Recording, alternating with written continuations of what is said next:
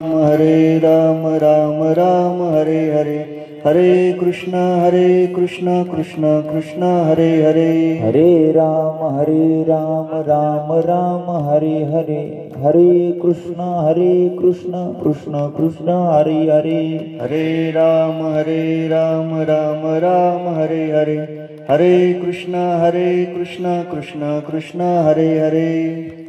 सांगतो तुम्हाशी भजारे विठ्ठला, नाही तरी केला जन्म वाया.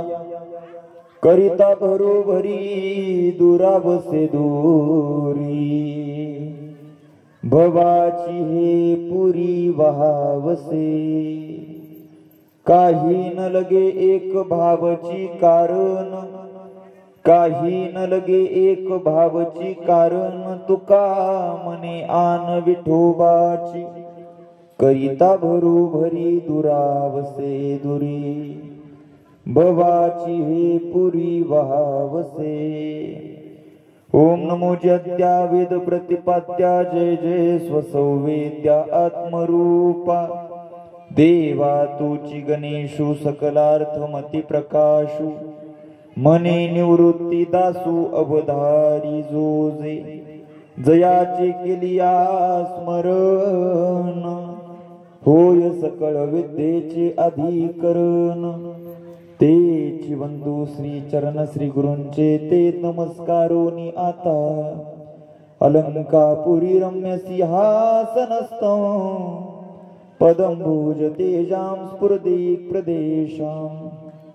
विदिन्द्रादिदेवे सदा स्तूयमानं, समाधिस्थमूर्तिं भजे ज्ञानदेवम्. अलंकापुरी पुण्यभूमी पवित्र, तेथे नांदतो ज्ञानराजा सुपात्र. तया ठविता महापुण्यराशी, नमस्कार माझा श्री सद्गुरु ज्ञानेश्वराशी. लोकाभिरामं रणरंगधीरं, राजीवनेत्रं रघुवंशनाथं. कारुण्यरूपं करुणाकरन्तं,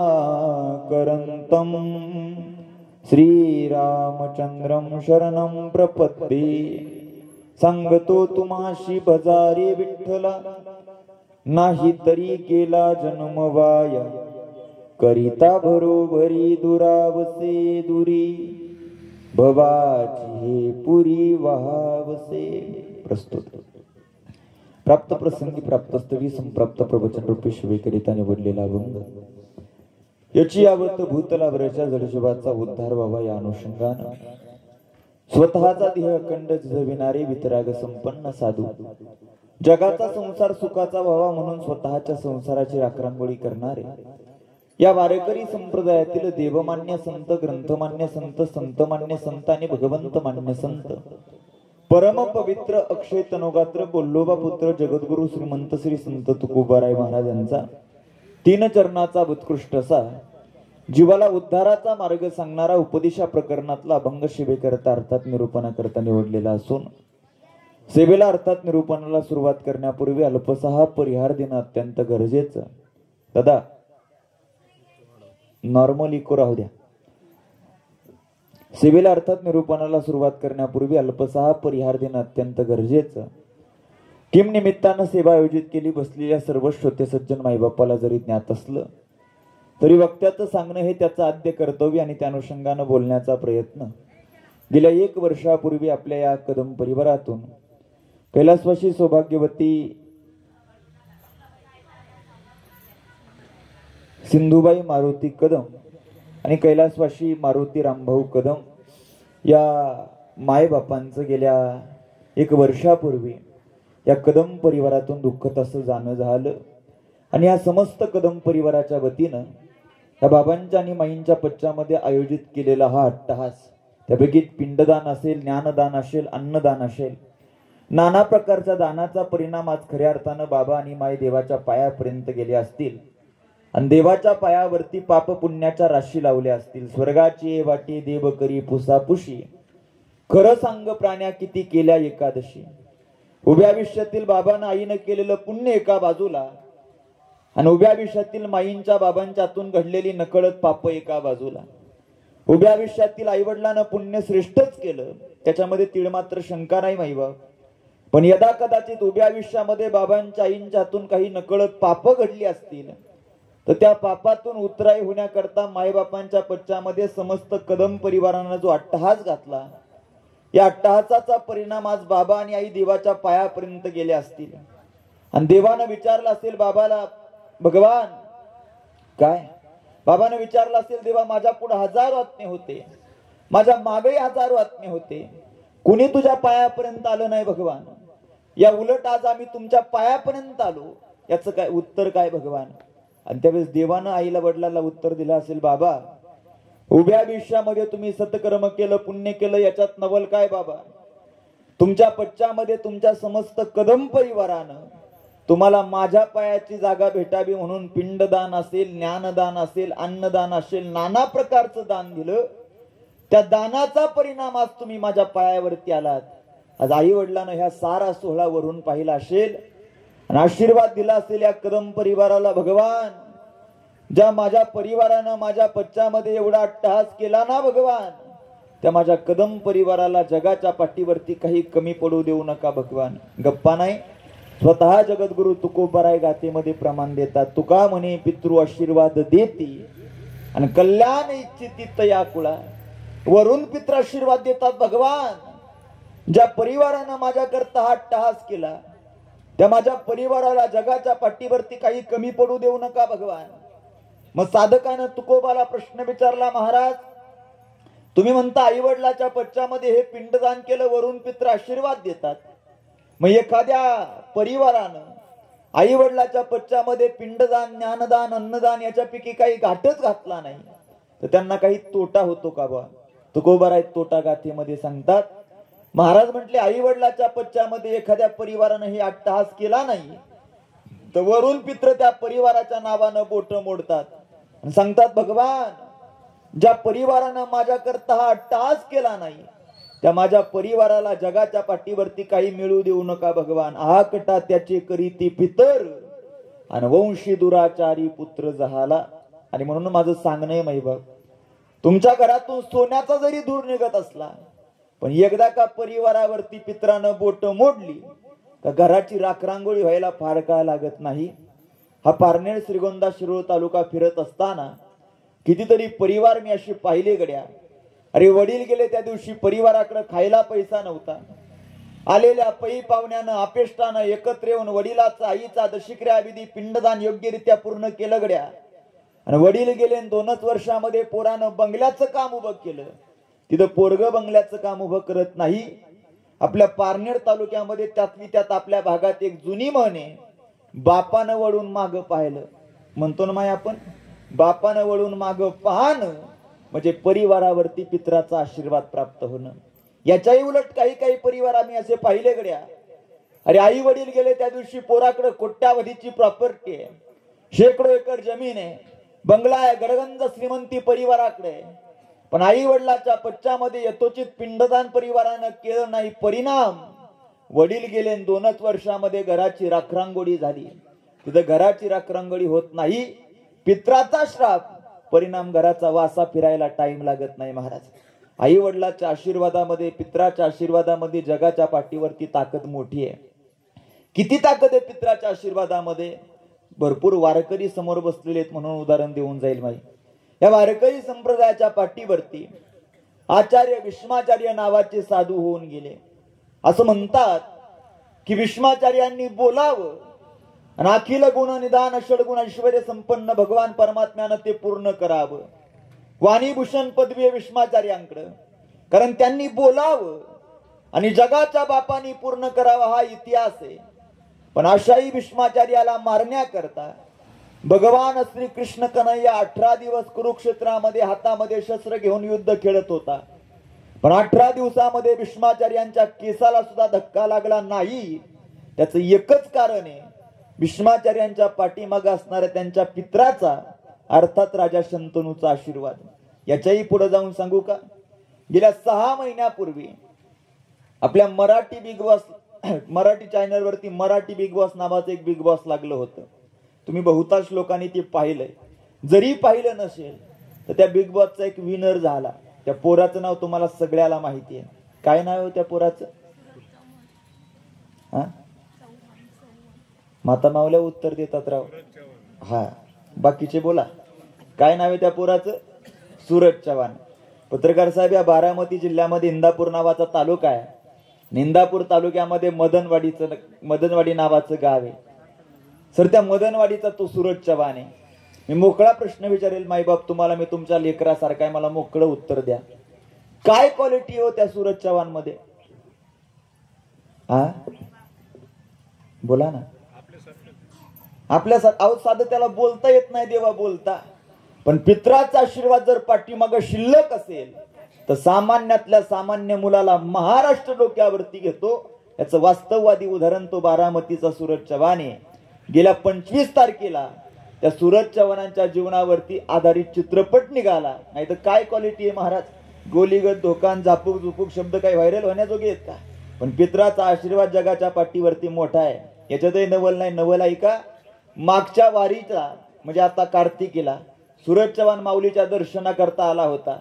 मागच्या वारीला सूरज चव्हाण कार्तिकीला माऊलीच्या दर्शनाकरता आला तर 4 तास बारीला उभा होता, तरी त्याचं दर्शन झालं नाही. का आता 13 तारखेला सूरज चव्हाण दर्शनाला आला. माझं कीर्तन चालू होतं वारीमध्ये. VIP गाडीमध्ये उतरला. 4 बाउन्सर, 11 ठिकाणी 11 पोलिसाची त्याच्यासोबत टीम. VIP माऊलीचं दर्शन घेतलं. 2 मिनिटात गाडीमध्ये बसून निघून गेला. ताकद पित्राच्या आशीर्वादामध्ये. गणपती बाप्पाची कृपा झाली. पित्राचा आशीर्वाद पाठीवरती पडला आणि कमी काळामध्ये सूरज चव्हाण स्टार झाला. पित्राच्या आशीर्वादामध्ये जगाच्या पाठीवरती ताकद मोठी आहे. महाराज म्हटले, ती ताकद तो आशीर्वाद जर प्राप्त करून घ्यायचा असेल तर बाकी काही करण्यापेक्षा आम्ही सांगतो ते करा. काय सांगतो तुम्हाशी भजारे विठ्ठला, आणि नाही तरी गेला जन्म वाया. जे अखिल गुण निधान षडगुण ऐश्वर्य संपन्न भगवान परमात्म्यानं तुम्हाला मला जन्माला घातलं. महाराज म्हटले, या देहातून त्याचा भजन करा, त्याची सेवा करा. का माहितीये माईबाप, त्या देवाचं भजन केवळ आणि केवळ या नरदेहामध्ये घडतं. थोडस बारीक प्रवचन ऐका म्हणजे प्रवचन कळेल. याच देहातून केवळ ते भजन घडतं, इतर देहामध्ये ते करता येत नाही. याच देही घडे देवाचे भजन, आणि कहे ज्ञान नव्हे कोटे, किंवा पशुकाय पाप पुण्य जाणती, आणि उत्तम मध्यम भोग भोगीती. पशुपक्षाला पाप पुण्य सत्य सत्य धर्म धर्म हित हित कळत नाही. ते कळतं केवळ आणि केवळ या नरदेहाला. महाराज, आयुष्याच्या साधने सच्चितानंद पदवी घेणे, जीवपदापासून शिवपदापर्यंत पोहोचता येतं ते केवळ आणि केवळ नरदेहामध्ये. आमचे बाबा म्हणत असतात, नरका नारायण होत आहे, पण कधी मिळालेल्या नरदेहाच्या संधीचं सोनं केलं तर. आणि ते सोनं केवळ या देहात घडतं, इतर देहामध्ये ते करता येत नाही. म्हणजे बाकीचे देह अज्ञानी आहेत असं मला म्हणायचं नाही बरं का. बाकीच्या देहामध्ये सुद्धा ज्ञान निश्चित आहे, पण महाराज म्हटले नरदेहामध्ये जे ज्ञान आहे ते ज्ञान इतर देहामध्ये नाही. नाहीतर विज्ञान आम्हाला असं सांगतं की 24 तासानंतर येणारा मृत्यू हा बकरीच्या देहामध्ये तिला आधी 24 तास कळतो. काय म्हणतो मी, कळतंय ना?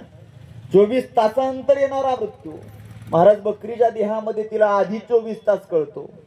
आणि म्हणून कसायाच्या दारामध्ये बांधलेल्या बकरीच्या अंगाला आधी 24 तासापासून दरदरून घाम फुटलेला असतो. का?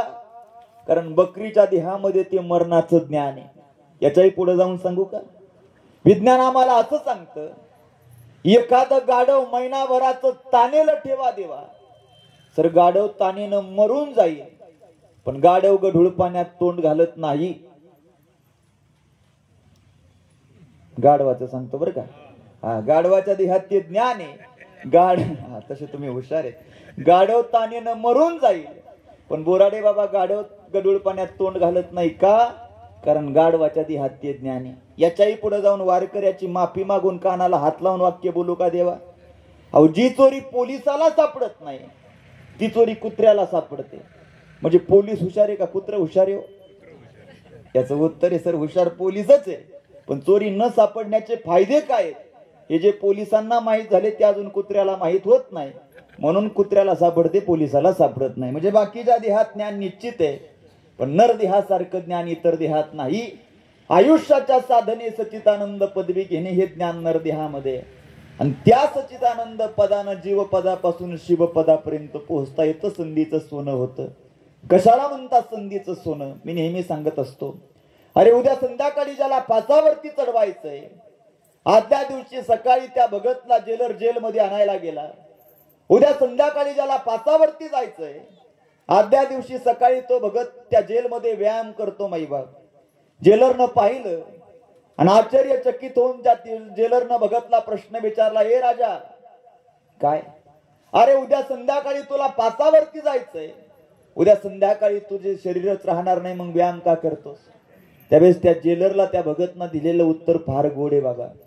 तो जेलरला तो भगत सांगतो, साहेब मी लहान होतो ना साहेब, त्यावेळेस माझी आई मला बगीच्यामध्ये फुलं आणण्याकरता पाठवायची साहेब. मी टोपली घेऊन जायचो आणि टोपलीभर फुलं मी माझ्या आईच्या देवाच्या पूजेकरता बगीच्यामधून आणून द्यायचो. पण माझ्या आईनं आजपर्यंत त्या टोपलीतली सारीच्या सारी फुलं कधी देवाच्या पायावरती अर्पण केली नाही साहेब. मग माझी आई त्या टोपलीतलं एखादं न सुकलेलं एखादं ताजं तवानं फुल बाजूला काढायची आणि तेवढं एकटं ताजं फुल माझी आई तिच्या देवाच्या पायावरती अर्पण करायची साहेब. साहेब फरक फक्त एवढा आहे, माझ्या आईचा देव आहे मंदिरातला आणि माझा देव आहे म्हणे ही भारत माता. जिथं माझी आई तिच्या देवाला सुकलेलं फुल अर्पण करत नसेल, तिथं मी माझ्या देवाला सुकलेलं बनून का जावं असं म्हणणारे महात्मे कीर्तिरूपाने तुमच्या माझ्यामध्ये उरतात. आणि त्यांनी म्हणावं आम्ही केलं ते संधीचं सोनं. महाराज कशाला म्हणतात संधीचं सोनं? रामायण माझा विषय मी नेहमी सांगत असतो. त्या रामायणामध्ये भगवान परमात्म्याला 14 वर्ष 52 दिवसाचा वनवास पडला. अंगावरती वल्कल धारण केलं आणि जगाचा बाप वनवासाला निघून गेला. पण मध्ये नदी आडवी आली, तिचं नाव शरयू आहे. त्या शरयूला पार करण्याकरता देवाला नावेची गरज होती. देव शरयूच्या किनाऱ्यावरच्या एका नावाड्याच्या घरी गेला आणि सर त्या नावाड्याला भगवान विनंती करू लागला, देवा काय आम्हाला काही काळापुरतं तुझ्या नावेमध्ये बसव आणि या नावेमधून आम्हाला या शरयूच्या पहिल्या तीराला नेऊन पोहोचव. कशाला म्हणतात संधीचं सोनं आहे का? तसा हा नावाडी देवाचा भक्त आहे. अखंड देवाचं नामचिंतन करणार आहे. सदा नाम घोष करू हरी कथा या वृत्तीचं त्याचं जीवन आहे. पण त्यानं भगवान परमात्म्याला पाहिलं आणि पाहिल्या सांगितलं, देवा खरं सांगू का देवा, काय माझे नाव तुम्हाला भेटणार नाही देवा. देवाला काही कळे ना, असं का म्हणतोस? नाही देवा माझे नाव भेटणार नाही. अरे अखंड माझं चिंतन करतो, नामस्मरण करतो, आज मी तुझ्या दारात आलोय, तुला नाव मागतो, नाव का देत नाही? अरे फार नको, आम्हाला काही काळापुरती दे, आम्हाला या शरीराला पार करायचंय. त्यावेळेस त्या नावाड्यानं देवाला उत्तर दिलं, भगवान मी असं ऐकलं भगवान की या नाशिकच्या पंचवटीला तुमच्या पायाची धूळ लागली आणि एका दगडाची श्री झाली. आपणही ऐकलं ना, नाशिकच्या पंचवटीला तुमच्या पायाची धूळ लागली आणि भगवान दगडाची श्री झाली. जिथं तुमच्या पायाच्या धुळीनं दगडाची श्री होते, तिथं माझ्या लाकडाच्या नावेचं काय होईल मला विचार करवत नाही देवा. देवा एका पुरुषा दोघा नारी आणि पाप वशे त्याचे घरी माझे नाव तुम्हाला भेटणार नाही देवा. पण भगवान ऐके ना, नाही रे काही काळापुरती दे. नाईलाज झाला त्या नावाड्याचा आणि त्यांनी सांगितलं, भगवान तुमच्या पायामध्ये नाही, मग तुमच्या पायाच्या धुळीमध्ये दोष आहे भगवान. असं करा, तुमच्या पायाची धूळ स्वच्छ धुवा आणि मग तुमचे पाय माझ्या नावेमध्ये ठेवा. ऐकलं देवाने आणि म्हणे काहीतरी पाय धुण्याकरता तो नावाडी घरामध्ये गेला. त्या नावाड्यानं घरामधून ती काठवट आणली. जुना होता ना तो काठवट, कळते ना माहिती तुम्हाला? पूर्वीच्या काळामध्ये होती, आमची तर आजी बसलेली आहे की नाही. पूर्वीच्या काळामध्ये काठवटीमध्ये भाकरी करायच्या आणि आनंद होता महाराज. सर ती काठवटीमध्ये केलेली भाकरी जर अशी विस्तवाला लावली, ती भाकरी अशी गच्च फुगायची. फुगत होती का नव्हती आई? पूर्वीच्या काळी भाकरी केली तर भाकरी गच्च फुगायची, आता करणारी फुगती. हा म्हणजे काळ बदलला आहे की नाही. पूर्वीच्या काळामध्ये जर आजही तर काय आमच्या आज्या उपस्थिती मी तुम्हाला प्रश्न विचारतो, आजी पूर्वीच्या काळामध्ये तुम्ही किती वाजता उठायच्या ग? पाठ 4 वाजता. आणि उठून काय करायच्या? असा मोबाईल हातामध्ये घ्यायच्या, बाई माय व्हॉट्सअपला कोणी कोणी मेसेज केला, इंस्टाग्रामला कोणी फॉलो केलं, बरोबर ना? नाही मग उठून ते जात्यावरती दळण दळायच्या. पूर्वीचा काळ होता तसा. तो नावाडी घरात गेला आणि नावाड्यानं पूर्वीच्या काळातली ती अशी काठवट बाहेर आणली. काठवट छोटी होती देवाला सांगितलं भगवान ठेवा पाय काटवटीमध्ये. आता काटवट छोटी असल्या कारणानं देवानं एक पाय तिच्यामध्ये ठेवला आणि त्या नावाड्यानं तो पाय धुवायला सुरुवात केली. उजवा पाय धुवून झाला. सांगितलं देवा बाजूला काढा, आता डावा ठेवा. देवाने अगदी तसं केलं. उजवा पाय काठवटीच्या असं बाजूला काढला आणि भगवंतानं डावा पाय काठवटीमध्ये ठेवला.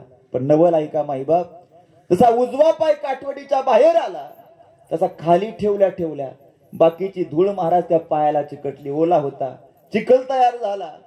नावाड्यानं पाहिलं भगवान अहो डावा धुवून झाला पण उजवा पुन्हा मळाला. एक काम करा, डावा बाजूला काढा आणि आता उजवा ठेवा. माहिती तसा डावा बाहेर आला तसं त्याला धूळ चिकटली.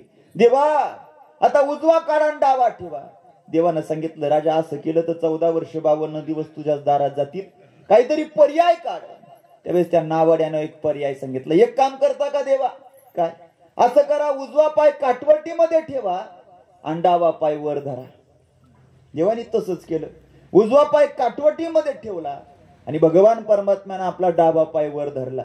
अरे जगाचा बाप आहे, योगियाच्या ध्यानी ध्याताना तुळशी हे ज्याचं व्रत आहे, ज्याच्या करता योगी योग करतो, जपी जप करतो, तपी तप करतो, संन्यासी संन्यास ज्या भगवान परमात्म्या करता घेतो तो भगवान. पण नावाड्यानं स्वतःच्या दारात एका पायावरती उभा केला देवा. देव एका पायावरती उभा राहिला आणि नावाड्यानं देवाच्या उजव्या पायावरती पाणी ओतायला सुरुवात केली. पत्नी पाय धुवू लागली. धुता धुता 3 प्रहर उलटून गेली आणि एका पायावरती उभं राहणाऱ्या भगवान परमात्म्याला स्वतःचा तोल सावरेना. नाईलाज होता, तोल सावरावा म्हणून भगवान परमात्म्यानं खाली पाय धुणाऱ्या नावाड्याच्या मस्तकावरती आपला असा हात ठेवला. जसा हात मस्तकावरती पडला तसा नावाडी उभा राहिला. भगवान बास भगवान ठेवा दोन्ही पाय नावेत. अरे म्हणे डाव्या पायाची धूळ नाही देवा ठेवा. अरे म्हणे गेल्या 4 प्रहरापासून सांगतो पायाची धूळ नावेला लागू देऊ नका, आता डाव्या पायाची धूळ तशीच आहे. त्यावेळेस त्या नावाड्यानं वैशाख शुद्ध दशमीला भगवान प्रभू रामचंद्राला दिलेलं उत्तर ऐकण्याजोगं आहे. तो नावाडी म्हणतो भगवान ऐका ना भगवान, अहो या नावेला काय मला निर्माण करणार आहेत तुम्ही आहात. प्रसवला विश्वजेने सर्व होय जाणता, या जगाला निर्माण करणारे तुम्ही आहेत भगवान. पण तुम्ही माझ्या नावेसमोर माझ्या दारासमोर आलात आणि माझ्या झोपडीमध्ये येऊन मला तुम्ही नाव मागता. देवा तुम्ही नाव मागितली ही माझ्याकरता संधी आहे आणि तुमचे पाय धुता धुता तुमचा हात माझ्या मस्तकावरती पडणं ही मी ते केलेल्या संधीचं सोनं आहे. मला वाटतं असं संधीचं सोनं या देहामध्ये घडावं गड्या, असं संधीचं सोनं घडलं पाहिजे. काही म्हणा पण पिंपरी जलसेनमध्ये पुरुष वर्गाला माता मावल्या जडच आहेत महाराज. त्यांना मुद्दा आवडला, निदान टाळ्या तरी वाजवल्या 2-4 जणींनी. हो ना, हुशार आहेत त्या. आणि टाळी वाजवणे हे हुशार माणसाचं लक्षण आहे. आता सर हे तुम्हाला माहिती आहे, सरांनी सुद्धा मगाशी 2-3 टाळ्या वाजवल्या का? हे हुशार माणसाची लक्षण आहे. टाळी वाजवली पाहिजे. का टाळी वाजवावी सांगू का? पुरत आलं की सांगतो. आता सांगू, ऐका मग. का टाळी वाजवावी त्याचं कारण आहे. मी तुम्हाला फार जुना पुराणातला उदाहरण देणार नाही, तुम्हाला सगळ्याला पटन असं तुमच्या डोळ्यात देखत घडलेलं उदाहरण देतो का टाळी वाजवावी. सर गेल्या 1.5 वर्षापूर्वी माझं कीर्तन या हिंगोली जिल्ह्याला ठिकाणी औंढा नागनाथाला होतं. मी औंढ्याला चाललो होतो. जाता जाता समृद्धी महामार्गावरती आमची गाडी लागली छत्रपती संभाजीनगरला आणि तिथून हिंगोलीला जायला आम्हाला 4 तास लागत होते. आणि मी थोडा श्रवण भक्तीचा नादिक कीर्तनकार आहे. मी हेडफोन कानामध्ये घातला आणि युट्यूबवरती एक व्याख्यान ऐकू लागलो. व्याख्यान होतं या भारत देशातले जगप्रसिद्ध डॉक्टर, मुंबईचे डॉक्टर जोशी यांचं. डॉक्टर जोशी स्वतःच्या व्याख्यानामध्ये एक ठिकाणी मुद्दा मांडत होते. ते म्हणत होते माझं वय वर्ष 62, 30 वर्षापासून मी वैद्यकीय सेवेमध्ये कार्यरत आहे. माझा नित्यनियम आहे की सकाळचं उठायचं, आपलं काम आवरायचं, गाडीमध्ये बसायचं आणि गाडीमध्ये बसून दवाखान्यामध्ये जायचं. टाळी का वाजवावी त्याचा फायदा आहे का? माझा नित्यक्रम आहे की गाडीमध्ये बसायचं आणि दवाखान्यामध्ये जायचं. पण माझ्या घरापासून दवाखान्याचं अंतर आहे 6 किलोमीटर. पण दवाखान्यापर्यंत जाईपर्यंत मला मध्ये एक टोल नाका अडवा लागतो. टोल नाक्यावरती काही तृतीयपंथी समाज आहेत, टाळी वाजवतात, मला पैसे मागतात. पण विज्ञानवादी डॉक्टरना आजपर्यंत कधी गाडी त्या टोल नाक्यावरती थांबवली नाही, कधी त्यांना 1 रुपया सुद्धा दिला नाही. एके दिवशी दवाखान्यामध्ये गेल्यानंतर त्या डॉक्टरच्या मनामध्ये एक प्रश्न उत्पन्न झाला. अरे अगदी टोल नाक्यावरून 2-3 किलोमीटर अंतरावरती माझा दवाखाना आहे. माझ्या दवाखान्यामध्ये आजपर्यंत लहान लेकरापासून म्हाताऱ्या माणसापर्यंत पुरुष स्त्री सगळे आले, पण आजपर्यंत माझ्या दवाखान्यामध्ये एकही तृतीयपंथी समाज आला नाही. मग हा आजारी पडत नाही का बा? पडलेला प्रश्न फार सोपा होता. मोठ्या माणसाची काही लक्षणं आहेत माईबाप. मोठ्या माणसाचं सगळ्यात पहिलं लक्षण आहे की मोठ्या माणसाला पडलेला प्रश्न जोपर्यंत त्यांना सुटत नाही तोपर्यंत मोठी माणसं शांत बसत नाही. पैठण निवासी शांती ब्रह्मश्री संत एकनाथ महाराज, एका पैचा हिशोब लागत नव्हता नाथांना, एका पैचा. रात्री 1:30 वाजेपर्यंत हिशोब लावला. रात्री 1:30 वाजता हिशोब लागला तर रात्री 1:30 वाजता टाळी वाजून नाथ महाराज नाचू लागले. ही मोठ्या माणसाची लक्षण आहे. डॉक्टरला पडलेला प्रश्न सुटे ना, महाराज डॉक्टर उत्तर सापडू लागला. अनेक डॉक्टरांना फोन केले, अरे माझ्या दवाखान्यामध्ये आजपर्यंत एकही तृतीयपंथी समाज आला नाही, मग तुमच्या तरी दवाखान्यामध्ये आला का बा? त्यांनी सांगितलं, डॉक्टर साहेब आमच्याही दवाखान्यामध्ये आजपर्यंत कोणी आलं नाही. पडलेला प्रश्न मोठा होता. डॉक्टरनं गाडी काढली आणि टोल नाक्यावरती गाडी नेली. कधी न थांबवणारी गाडी टोल नाक्यावरती थांबवली. गाडीची काच खाली घेतली, हातामध्ये 100 रुपयाची नोट घेतली. सांगितलं 100 नाही 1000 रुपये देतो, एक उत्तर द्या. काय? अहो म्हणे तुमच्या टोल नाक्यापासून 3 किलोमीटर अंतरावरती माझा दवाखाना आहे. माहिती म्हणे डॉक्टर साहेब, आजपर्यंत माझ्या दवाखान्यामध्ये लहान लेकरापासून म्हाताऱ्या माणसापर्यंत पुरुष आले स्त्री आले सगळे आले, आजपर्यंत माझ्या दवाखान्यामध्ये एकही तृतीयपंथी समाज आला नाही, तुम्ही आजारी पडत नाही का बा? त्यावेळेस त्यांनी सांगितलं, खरं सांगू का डॉक्टर? म्हणजे आमच्या ग्रुपमधला आजपर्यंत तरी कुणी आजारी पडला नाही. 5 वर्षापूर्वी कोरोना नावाचा भीषण महामारी आली, पण अशाही महामारीमध्ये आम्हाला तो कोरोना जडला नाही. त्याने आणखी ग्रुपला फोन लावले, अरे तुमच्या, ते म्हणे आमच्याही ग्रुपमधला कुणी आजारी पडला नाही. म्हणजे आजारी का पडत नाही डॉक्टरला प्रश्न पडला. डॉक्टरने उत्तर सापडलं. तसं डॉक्टरला एक उत्तर सापडलं की टाळी वाजून पैसा कमवण्याचा हेतू बाजूला ठेवा देवा, पण दिवसामध्ये हजारो रुपये कमवत असताना नकळत तृतीयपंथी समाजाच्या हातून शेकडो टाळ्या वाजवल्या जातात. शेकडो टाळ्या वाजतात, परिणाम काय होतो? या देहाचं रक्त विसरण शक्ती वाढते आणि शरीराला कुठलाच आजार जडत नाही. हा टाळीचा फायदा आहे. आता कशी टाळी वाजवली? अहो चमत्कार झाल्याशिवाय लोक नमस्कार घालत नाही देवा. हा टाळीचा फायदा आहे. त्या डॉक्टरने सांगितलं, आजपासून माझ्याकडे कोणी पेशंट आला तर मी त्यांना सांगणार नाही तुम्ही ही सर्जरी करा, तुम्ही हे औषध घ्या, ते ऑपरेशन करा.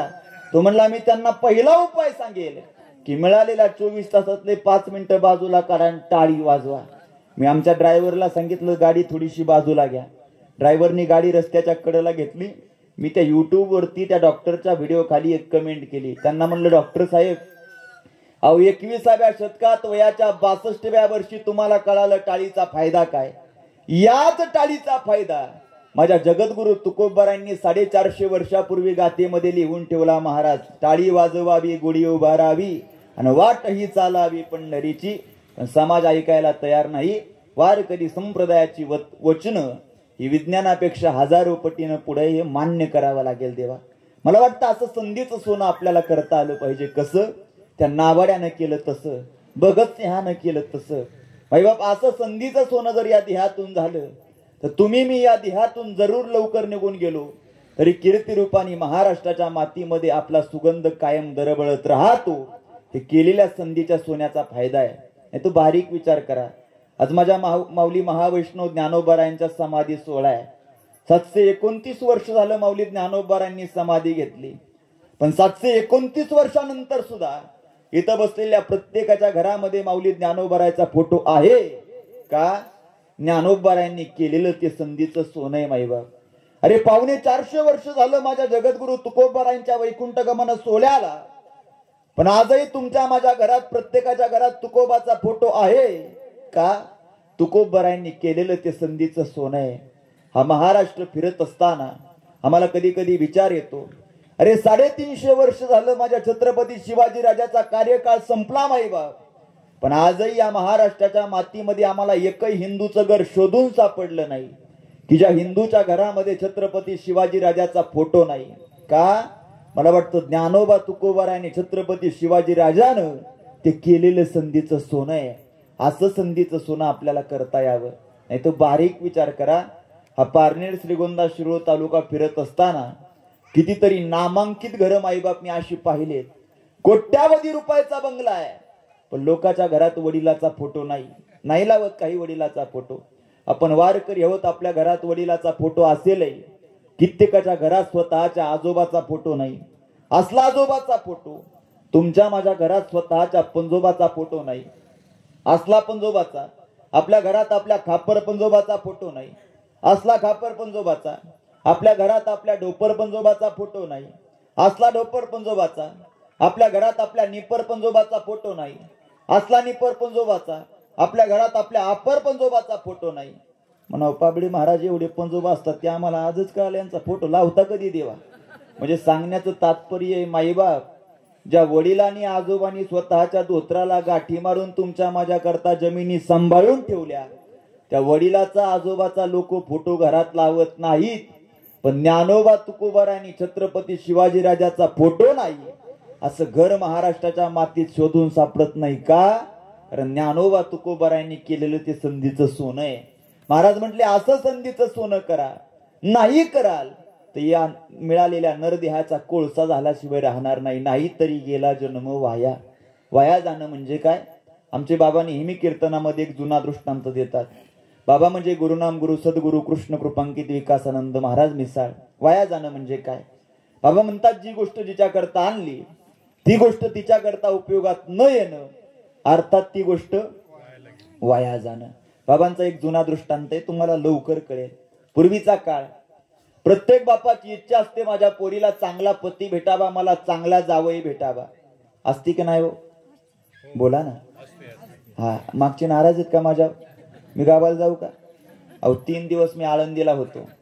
3 दिवस आळंदीला राहून रात्री मी कीर्तन केलं महाराज त्या कर्जत तालुक्यामध्ये शिंपुरा नावाच्या गावाला. तिथून 5 तासाचा प्रवास करून तुमच्या दारापर्यंत 9:45 येऊन पोहोचलोय. तरी असं वाटतं की नाही महाराज एकदम फ्रेश तुमच्या समोर आलाय. आणि तुम्ही पहिल्या आठवड्यातून पहिलंच कीर्तन ऐकतात तरी असे बसला जणू महाराजाच्या मातीला आला देवा. फ्रेश बसा. मी फ्रेश बसले की कीर्तन फ्रेश होतं. हा असते की नाही प्रत्येक बाबाची इच्छा? असं याही बाबाची इच्छा महाराज, माझ्या पोरीला चांगला पती भेटला पाहिजे महाराज, मला चांगला जावई भेटला पाहिजे महाराज. बापानं पोरी करता पतीचा शोध सुरू केला आणि सर बापाला शेजारच्या गावामध्ये कलेक्टर जिल्हाधिकारी जावई भेटला. बापानं पोरीचं लग्न लावून दिलं. 6 महिने झाले लग्नाला, पण माईबाप जावई काही सासरवाडीला येईना. नाहीला झाला या सासऱ्याचा. आणि एक दिवस सासरा गेला जावयाच्या गावाला.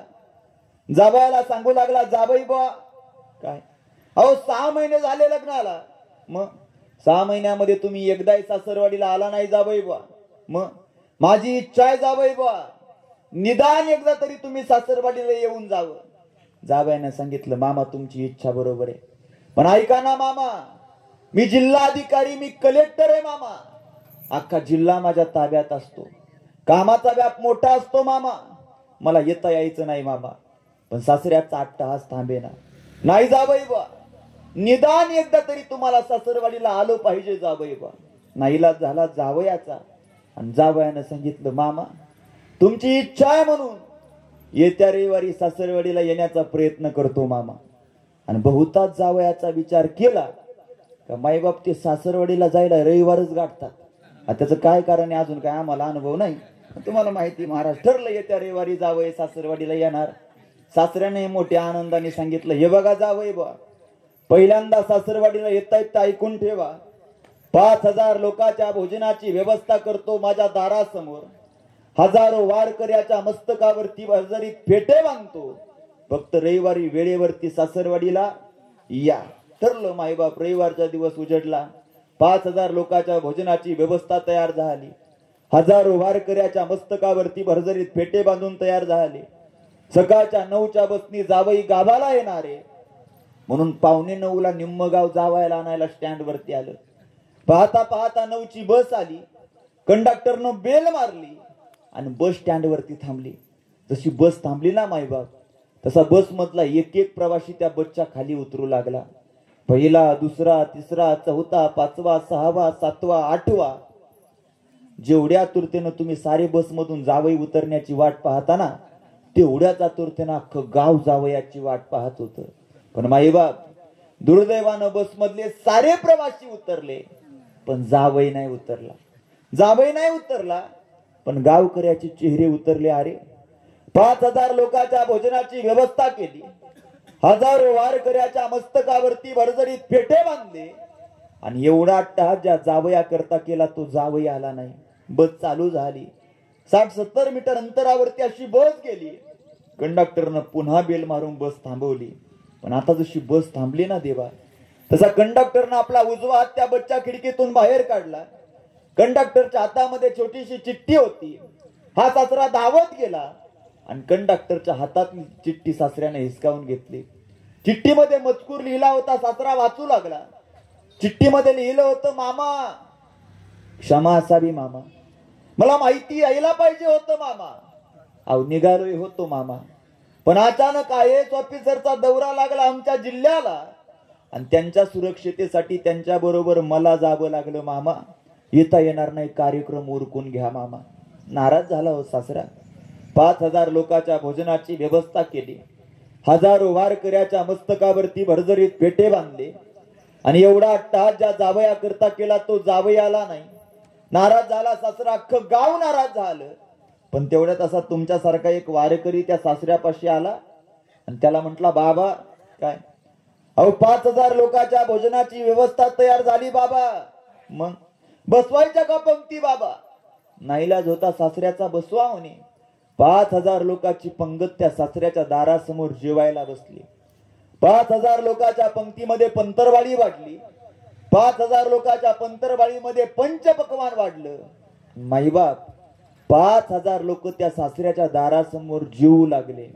पण जेवता जेवता त्या 5,000 लोकांच्या पंक्तीमध्ये हा सासरा फिरतोय आणि त्या सासऱ्याच्या मुखातलं वाक्य आहे, वा सासरा म्हणतो, एवढं केलं आणि वाया गेलं. वा वा वा, असे ऐकणारे असल्यावर मी नाही 12 वाजेपर्यंत बंद होत महाराज. एवढं केलं वाया गेलं. आता मोकळं उत्तर द्या माईबाप तुम्ही सगळ्यांनी मला, मी तुमच्या लेकरासारखा आहे.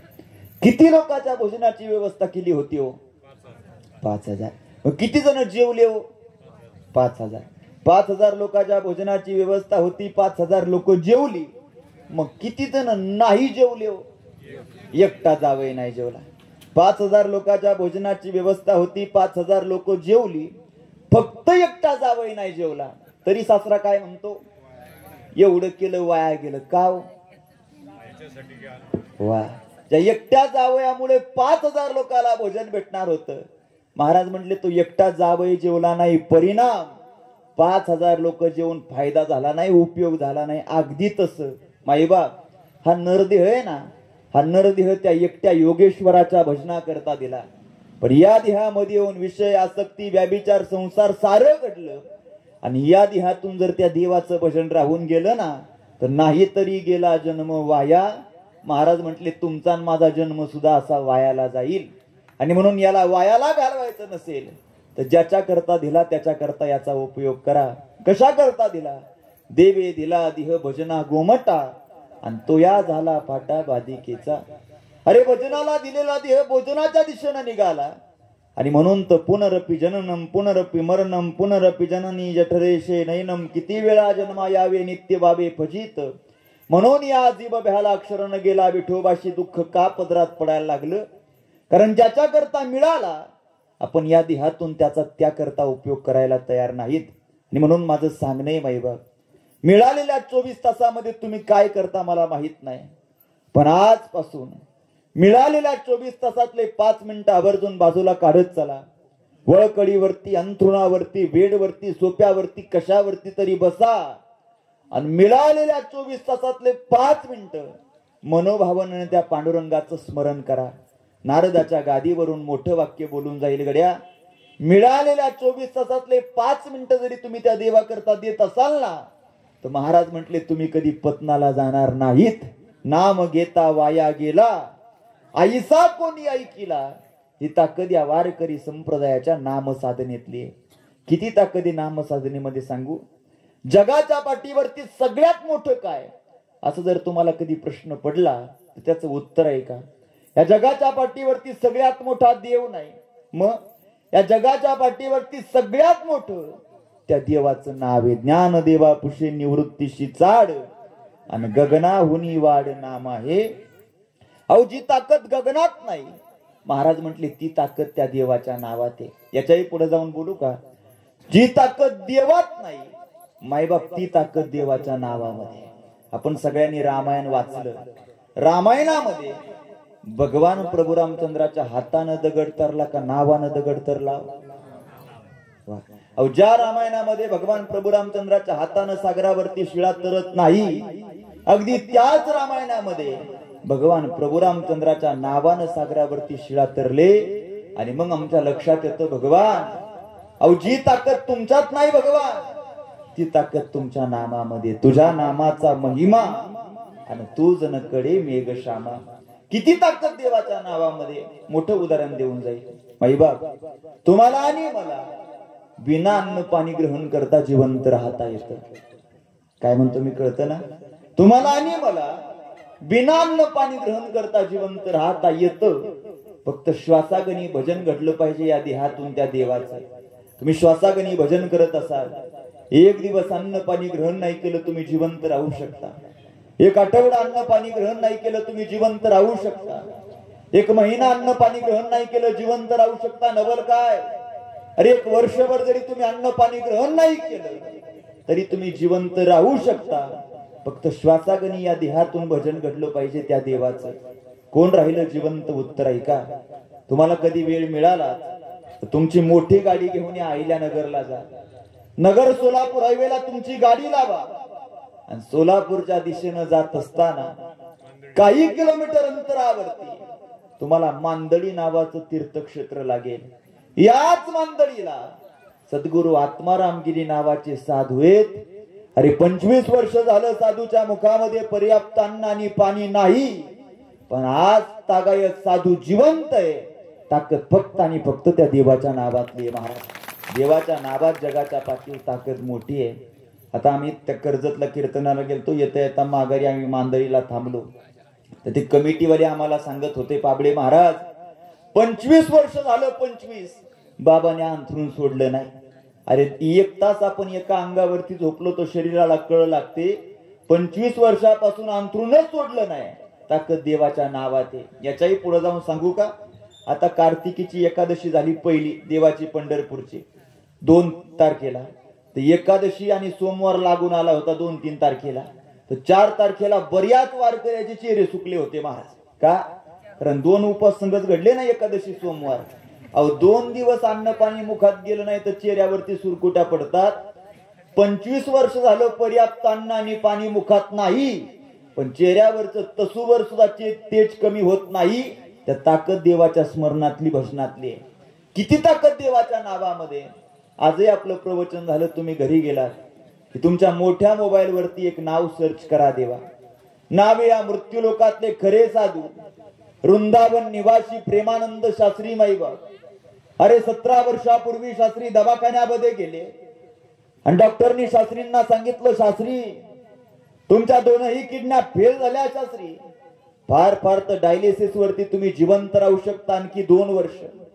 तुम्हाला आणखी जगायचं असेल तर एखादी तरी किडनी बसवावी लागेल. शास्त्री खर्च येतो 50 लाख रुपये. शास्त्री पर्याप्त पैसा शास्त्रींकडे नाही. देवा शास्त्री दवाखान्याच्या बाहेर आले, हातातला रिपोर्ट हातात ठेवला आणि वरच्या भगवान श्री कृष्ण कन्हैयाकडे पाहून शास्त्रींच्या मुखातलं वाक्य आहे. बा शास्त्री म्हणतात, भगवान हे डॉक्टर म्हणतात माझ्या 2ही किडन्या फेल झाल्या. भगवान एखादी किडनी बसवा म्हणतायत, पण खर्च सांगतात 50 लाख रुपये. देवा एवढा पैसा माझ्याकडे नाही. देवा पण ऐक देवा, अरे आजपर्यंत हा प्रेमानंद शास्त्री जगाला सांगत आला तुझ्या नावात ताकद किती. देवा आज दाखवून देण्याची वेळ आली. देवा देवा आजपासून हा प्रेमानंद शास्त्री माझ्या उजव्या किडनीला नाव देतो श्री राधा आणि डाव्या किडनीला नाव देतो श्री कृष्ण. 17 वर्ष झालं माईबाप, 17. पण 17 वर्षामध्ये प्रेमानंद शास्त्रींच्या केसाला सुद्धा धक्का लागला नाही. ही ताकद देवाच्या भजनातली आहे. आणि म्हणून महाराज म्हटले, बाबा हो आजपर्यंत नसल ऐकलं, नसल देवाचं भजन केलं, जाऊ द्या, पण आजपासून निदान 5 मिनिटं देवा करता देत चला. का? कारण माईबाप सार त्या देवाच्या हातात आहे. जगाच्या पाठीवरती तुमच्या माझ्या हातात काही नाही. काय त्याच्या हातात ते सांगू का? तुम्हाला आणि मला किती दिवस इथं ठेवायचं आणि कोण्या दिवशी नेऊन स्मशानामध्ये पेटवायचं हे त्या देवाच्या हातात आहे. याच्याही पुढे जाऊन सांगू, या झाडाचा पाला हलू द्यायचं की नाही हे देवाच्या हातात आहे.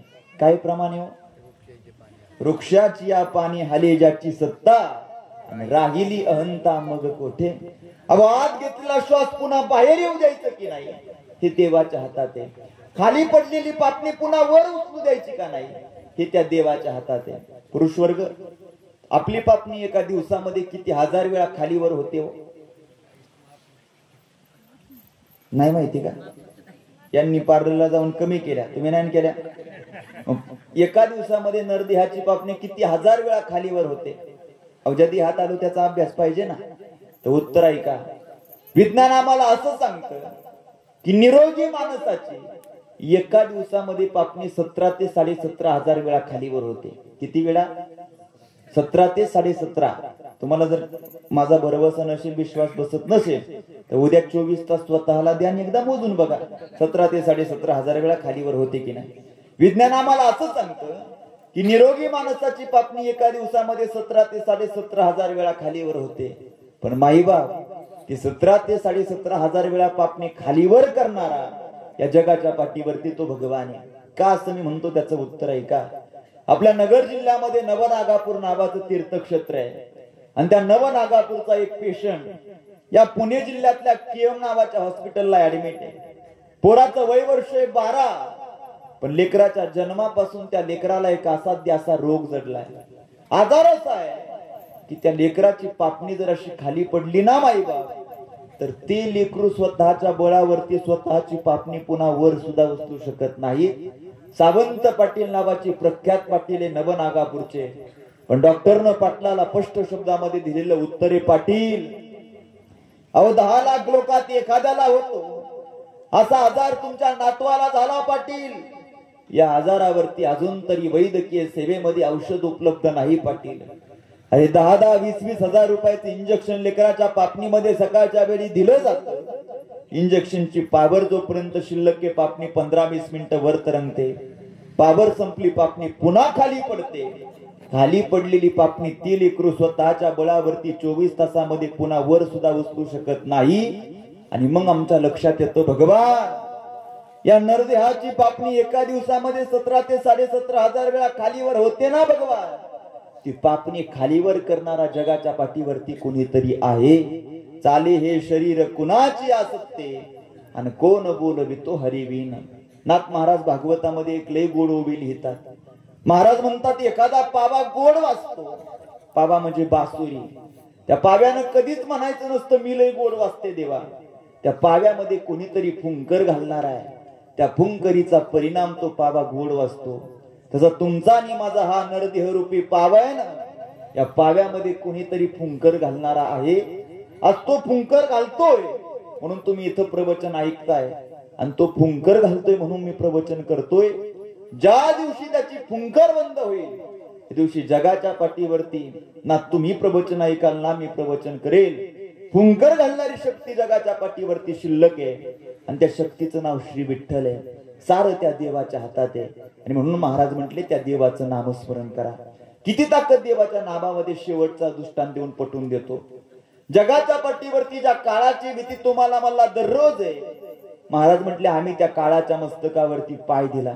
जगा काळ खाय आम्ही माता दिला पाय, किंवा गुलाम सलाम करी हो काळ तुकया घरी काळ राब, तसे अधिकार तयार झाला महाराजांचा. का? कारण महाराजांनी अखंड त्या देवाचं नामस्मरण भजन केलं. परिणाम काळाच्याही दारामध्ये काळाच्या मस्तकावरती पाय देण्याचा अधिकार माझ्या तुकोबाचा. नाही तर काळाचं काम अवघड आहे देवा. किती अवघड आहे काळाचं काम सांगू का? कधी कधी आम्हाला असं उदाहरणं पाहायला भेटतात. 90 वर्षाचं म्हातारं घरामध्ये जिवंत राहतं गड्या, पण 20 आणि 22 वर्षाच्या तरण्या बाणपोराला चितेवरती पेटवावं लागतं. त्याला मृत्यू लोकातला काळ म्हणतात. त्या काळाच्या दारामध्ये आजपर्यंत कोणाचा वशिला चालला नाही. तुमची माझी सत्ता संपत्ती नावलौकिक ऐश्वर, महाराज म्हटले त्या काळाच्या दारामध्ये ते पाहिलं जात नाही. ललाटावरती लिहिलेला काळ हा ज्या क्षणाला, ज्या वेळेला, ज्या ठिकाणी आणि ज्या अनुषंगाने लिहिला तो त्याच अनुषंगाने भोगावा लागतो. त्याच्यामध्ये तीळ मात्र सुद्धा बदल करता येत नाही. फार लांबचं नाही, आपल्या अहिल्यानगर जिल्ह्यामध्ये घडलेलं उदाहरण देऊन तुम्हाला पटवून देईल किती काळा उघड आहे. या नगर जिल्ह्यामध्ये श्रीगोंद्याच्या खाली कोळगाव गुंडेगाव नावाची छोटीशी 2 गाव आहेत. तुम्हाला ती गावं माहिती असेल. पाझर तलावाच्या अलीकडून कोळगाव आहे आणि पाझर तलावाच्या पलीकडून ठिकाणी गुंडेगाव आहे. त्या गुंडेगाव मध्ये गेल्या 1.5-2 वर्षापूर्वी घडलेली घटना आहे. 10 माता माऊल्या संध्याकाळी रानामध्ये खुरपण्या करता गेल्या होत्या. संध्याकाळी 4-4:30 ची वेळ आहे आणि 10 माता माऊल्या रानामध्ये खुरपत होत्या. माईबाप थोडा पाऊस यायला लागला म्हणून 10 माता माऊल्या रानातून आपल्या घराकडे निघाल्या. पातेपासून 500-600 मीटर अंतरावरती अशा बांध्यापर्यंत गेल्या आणि एका माईच्या काय लक्षात आलं माहित नाही. 9 जणीला म्हटले, अगं इथं थांबा, माझं खुरपं राहिलं, पात्यावरती घेऊन येते. 9 जणी तिला ओरडून सांगत होत्या, माई जाऊ नकोस, पाऊस भरपूर येतोय, उद्या ये न्यायला. पण महाराज ती माय ऐकायला तयार नाही. 9 जणीला बांधेवरती जागच्या जागेवरती उभं केलं आणि एकटी माय आपली खुरपं आणायला आपल्या पातीवरती आली. देवा आपलं खुरपं उचललं आणि माघारी ओरणार तेवढ्यात आकाश मार्गामध्ये वीज कडकली. 9 जणीला बांधेवरती जागच्या जागेवरती ठेवलं आणि एकट्या माईच्या मस्तकावरती वीज पडून माईला मरावं लागलं. देवा माईला मरावं लागलं. याच्यात नवल नाही, नवल ऐका. त्याच गुंडेगाव मधल्या जरे परिवारातली ती आईच्या दशक्रियाविधीचा फोन मला आला. पण 9 दिवसामध्ये मला 3 प्रश्न पडले. अरे 10 माता माऊल्या रानामध्ये खुरपत होत्या, पण काळाची लीला पहा. 9 जणीला तिथून नेऊन बांधेवरती उभं केलं, एकट्या माईला परत माघारी बोलवलं. अगदी त्याच क्षणाला, त्याच वेळेला, त्याच ठिकाणी आकाश मार्गामध्ये वीज कडकावी. 9 जणी बांधेवरती जागच्या जागेवरती राहाव्या आणि एकट्या माईच्या मस्तकावरती का वीज पडावी. देवा त्याचं उत्तर सापडत असताना मला एकच उत्तर सापडलं. ज्यावेळेस मी लहान होतो त्यावेळेस आमचे आजी आजोबा आम्हाला सांगायचे, महाराज एखादं लेकरू जन्माला आलं महाराज का त्या लेकराच्या 5वीच्या दिवशी त्याच्या मस्तकावरती सटवी टाक टाकते महाराज. आणि एकदा का 5वीच्या दिवशी लेकराच्या मस्तकावरती सटवीनं टाक टाकला महाराज, तो टाक या जगाच्या पाठीवरती कुणाला पुसता येत नाही महाराज. ही टाकाची वस्तुस्थिती. काल लाठीचे लिहिणे न मोडे काही केले. मस्तकावरती लिहिलेला काळ हा ज्या क्षणाला, ज्या वेळेला, ज्या ठिकाणी आणि ज्या अनुषंगाने लिहिला तो त्याच अनुषंगाने भोगावा लागतो. त्या काळाच्या दारामध्ये कुणाच्या सत्ता संपत्ती नाव लौकिकाचा वशिला चालत नाही. बाकीचं कशाला. गेल्या 1.25 तासापासून मी तुमच्या समोर एवढा पोपटासारखा बोलतो. मोकळं उत्तर द्या माईबाप तुम्ही सगळ्यांनी मला. तुमच्या इथं श्राद्धाचं प्रवचन करून मी संध्याकाळी जुन्नरला सप्त्याच्या कीर्तनाला जाईल याची तरी शाश्वती आहे का? नाही. खुशाल नाही म्हणता. परत तुमच्या गावात यावं का नाही असं झालं आता मला. पण म्हणावं, पावळे महाराज तुम्ही असले काय, तुमच्या बरोबर तुमचे चुलते असले काय, तुम्ही दोघं संगत असले काय. याच्या दारात कुणाचा वशिला चालत नाही. मला वाटतं सर हा काळाचा आपल्यावरती केलेला उपकार आहे की त्याच्या दारात सत्ता संपत्ती नावलौकिक ऐश्वर्याचा वशिला चालत नाही. काळाच्या दारामध्ये जर पैशाचा वशिला चालत असता तर ही श्रीमंत लोक राहिली असती आणि गरीबाला मरावं लागलं असतं. उलट गरीबाच्या दशक्रियेला ही श्रीमंत आली असती आणि म्हटली असती गरिबी म्हणून मेला देवा. काळाचा पाठीवरती आपल्यावरती उपकार आहे त्या काळाचा, तिथं कुणाचा पैसा चालत नाही. दुसरा उपकार आहे काळाचा तुमच्या माझ्यावरती. काळाच्या दारामध्ये बदली माणूस चालत नाही. नाहीतर तुम्ही बारीक विचार करा निवांत ठिकाणी जाऊन. काळाच्या दारामध्ये जर बदली माणूस चालत असता तर या मंडपामध्ये मला 60 वर्षाच्या पुढे एकही आजोबा आजी दिसली नसती महाराज. का? काळाच्या पाठीवर बदली माणूस चालू असता. घरात जर एखाद्या तरुण पोरावरती मृत्यू आला असता ना तर घरातली माणसं म्हणली असती, बाबा अहो त्याचा अख्खा संसार राहिलाय, मग तुमचं काय राहिलं, त्याला राहू द्या तुम्ही जा. ही वस्तुस्थिती आहे. पण एवढ्यावरती लोक राहिली नसती. आता व्हॉट्सअप, फेसबुक, सोशल मीडियाचं युग आहे. लोकांनी घरातल्या वयस्कर म्हाताऱ्याचा फोटो काढला असता, फेसबुक वरती पोस्ट केलं असतं आणि खाली लिहिलं असतं, आमच्या घरी काळाच्या बदल्यामध्ये 4 लाख रुपयाला एक माणूस विकणी आहे. उपकारी काळाचा तुमच्या माझ्यावरती. त्याच्या दारात बदली माणूस चालत नाही. काळाचं काम अवघड आहे. ज्याचे आयुष्यमानाची रेषा भरली त्याने किती जरी प्रयत्न केला तरी त्याला राहता येत नाही. आणि ज्याचा आयुर्मान शिल्लक त्याने अट्टहास केला तरी त्याला जाता येत नाही.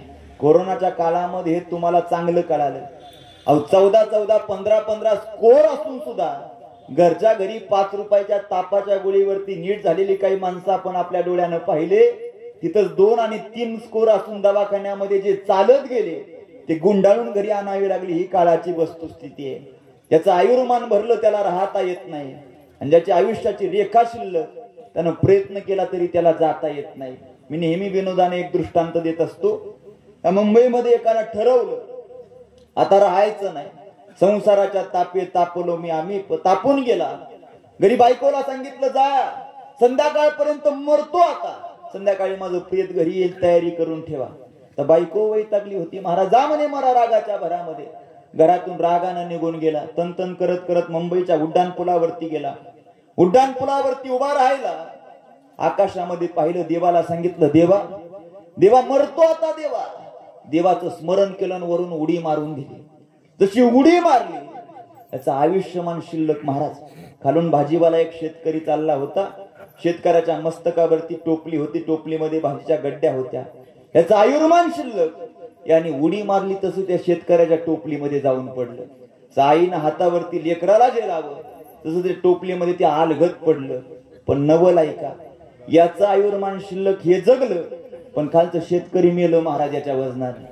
ते सकाळी बायकोला सांगून आलो होतो भाजी इकली का काहीतरी गोडधोड खायला घेऊन येतो, त्याचं संध्याकाळी प्रेत घरी गेलं.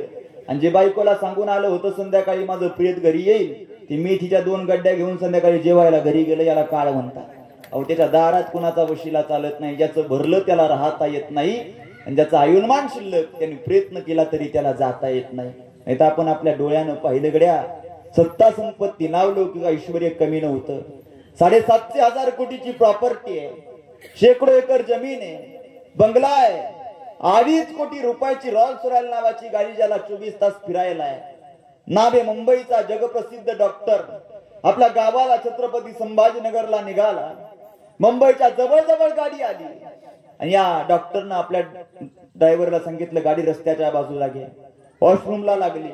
ड्रायव्हरनं गाडी रस्त्याच्या बाजूला घेतली. हा वॉशरूम करण्याकरता डॉक्टर असा पडीक रानामध्ये गेला. आपली वॉशरूम उरकली आणि माघारी गाडीकडे वळाला. 950 किलोमीटरचा प्रवास झालेला होता. याला जांभळी येत होती. साहजिकता आहे. जशी जांभळी आली तसं त्यानं तोंड आग केलं, आणि जसं तोंड आग केलं ना बाई बाप, तसं त्याच्या मुखामध्ये मोळाच्या माशीनं प्रवेश केला आणि कंठाला चावा घेतला. अहो आपण कास्तकार शेतकरी होत. वरचांगाला मुळाची माशी चावली, अंग सुस्त, याच्यात नवल काय. क्षणात कंठ सुजला. 750,000 कोटीची प्रॉपर्टी, शेकडो एकर जमीन, बंगला, 2.5 कोटी रुपयाची रॉल्स रॉयल नावाची गाडी, 4 बाउन्सर, 11 तज्ञ डॉक्टर समृद्धी महामार्गावरती जागच्या जागेवरती राहिली. आणि मुंबईचा प्रसिद्ध डॉक्टर संभाजीनगरच्या पडकात तरफडत मेला. याला मृत्यू लोकातला काळ म्हणतात. मग ते ना चले काही, सत्ता संपत्ती राहिलं ठाईचे ठाई. सार इथं ठेवावं लागतं आणि भरल्या संसाराला लात मारून निघून जावं लागतं. ही काळाची वस्तुस्थिती आहे. आणि मग लोक आम्हाला सांगतात पाबडे महाराज लई कष्ट केलं आमच्या बाबानं. महाराज काय होतं आमच्या बाबाक महाराज, वसंत फुलवलं आमच्या बाबानं, राहायला पाहिजे होतं आमच्या बाबानं, नव्हतं जायला पाहिजे. पण याला तर काळ म्हणतात देवा. ज्या दिवस खाण्याचे दिवस येतात त्या दिवशी घरातून बाप निघून जातो, याला काळ म्हणतात. याच्याही पुढे जाऊन कधी कधी आम्हाला असं ऐकायला भेटतं, महाराज अमक्या अमक्या नावाचा डॉक्टर आला असता, आमच्या आईचं ऑपरेशन झालं असतं, आमची आई जगली असती महाराज, आमचे बाबा तिथं गेले नसते, बाबाचा अपघात झाला नसता, आमचे बाबा वाचले असते महाराज. त्याला काळ म्हणतात देवा. लल्लाटावरती लिहिलेला काळ जगाच्या पाठीवरती आजपर्यंत कुणाला बदलवता येत नाही. ही त्या काळाची वस्तुस्थिती आहे. महाराज म्हटले त्या काळाच्या दारामध्ये जर सोडवणार कोण असेल तो फक्त आणि फक्त तो भगवान परमात्मा आहे. तुका म्हणे तुझ सोडविना कोणी, एका चक्र पाणी वाचून या. आणि म्हणून त्या देवाचं भजन करा. सांगतो तुम्हाशी भजारे विठ्ठला, नाही तरी गेला जन्म वाया. देवाचं भजन करा, साधूची संगती करा, आणि ज्या माय बापाने जन्माला घातलं त्या माय बापाची सेवा करा. मला वाटतं याच्यापेक्षा या वारकरी संप्रदायाचा दुसरा नियम नाही देवा. या उन्हानी कसतापै साधन वाहत अशी आन विठोबाची. महाराज म्हटले बाबा हो, याच्यापेक्षा वेगळा मार्ग असेल तर पांडुरंगाची शपथ घेऊन सांगतो, तो मार्ग नाही. एक तर देवाचं भजन, 2 साधूची संगती आणि 3 मायबापाची सेवा. मी तर नेहमी सांगत असतो गड्या, देवाचं भजन साधूची संगती घडावीच, पण याच्या बरोबर या देहातून मायबापाची सेवा सुद्धा घडली पाहिजे. का? कारण देवाचं भजन करून आजपर्यंत कुणाला आई वडील भेटले नाहीत, पण आई वडिलाची सेवा करून देव भेटल्याशिवाय राहत नाही. पुंडलिके काय केले, परब्रह्म घरी आले किंवा उभे केले. जगाचा बाप जर 28 युग विटेवरती उभा राहत असेल तर मला वाटतं तो फक्त आणि फक्त मायबापाच्या सेवे खातीर उभा राहिलाय. त्या मायबापाची सेवा घडणं ही काळाची गरज आहे.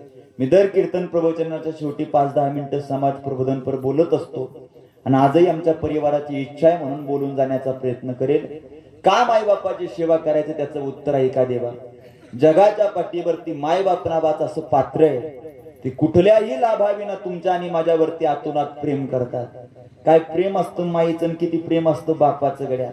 या शिरूर तालुक्यामध्ये रामलिंग नावाचं तीर्थक्षेत्र आहे. त्या रामलिंगच्या गेल्या 2 वर्षापूर्वी 14 जणांचा अपघात या समृद्धीला झाला.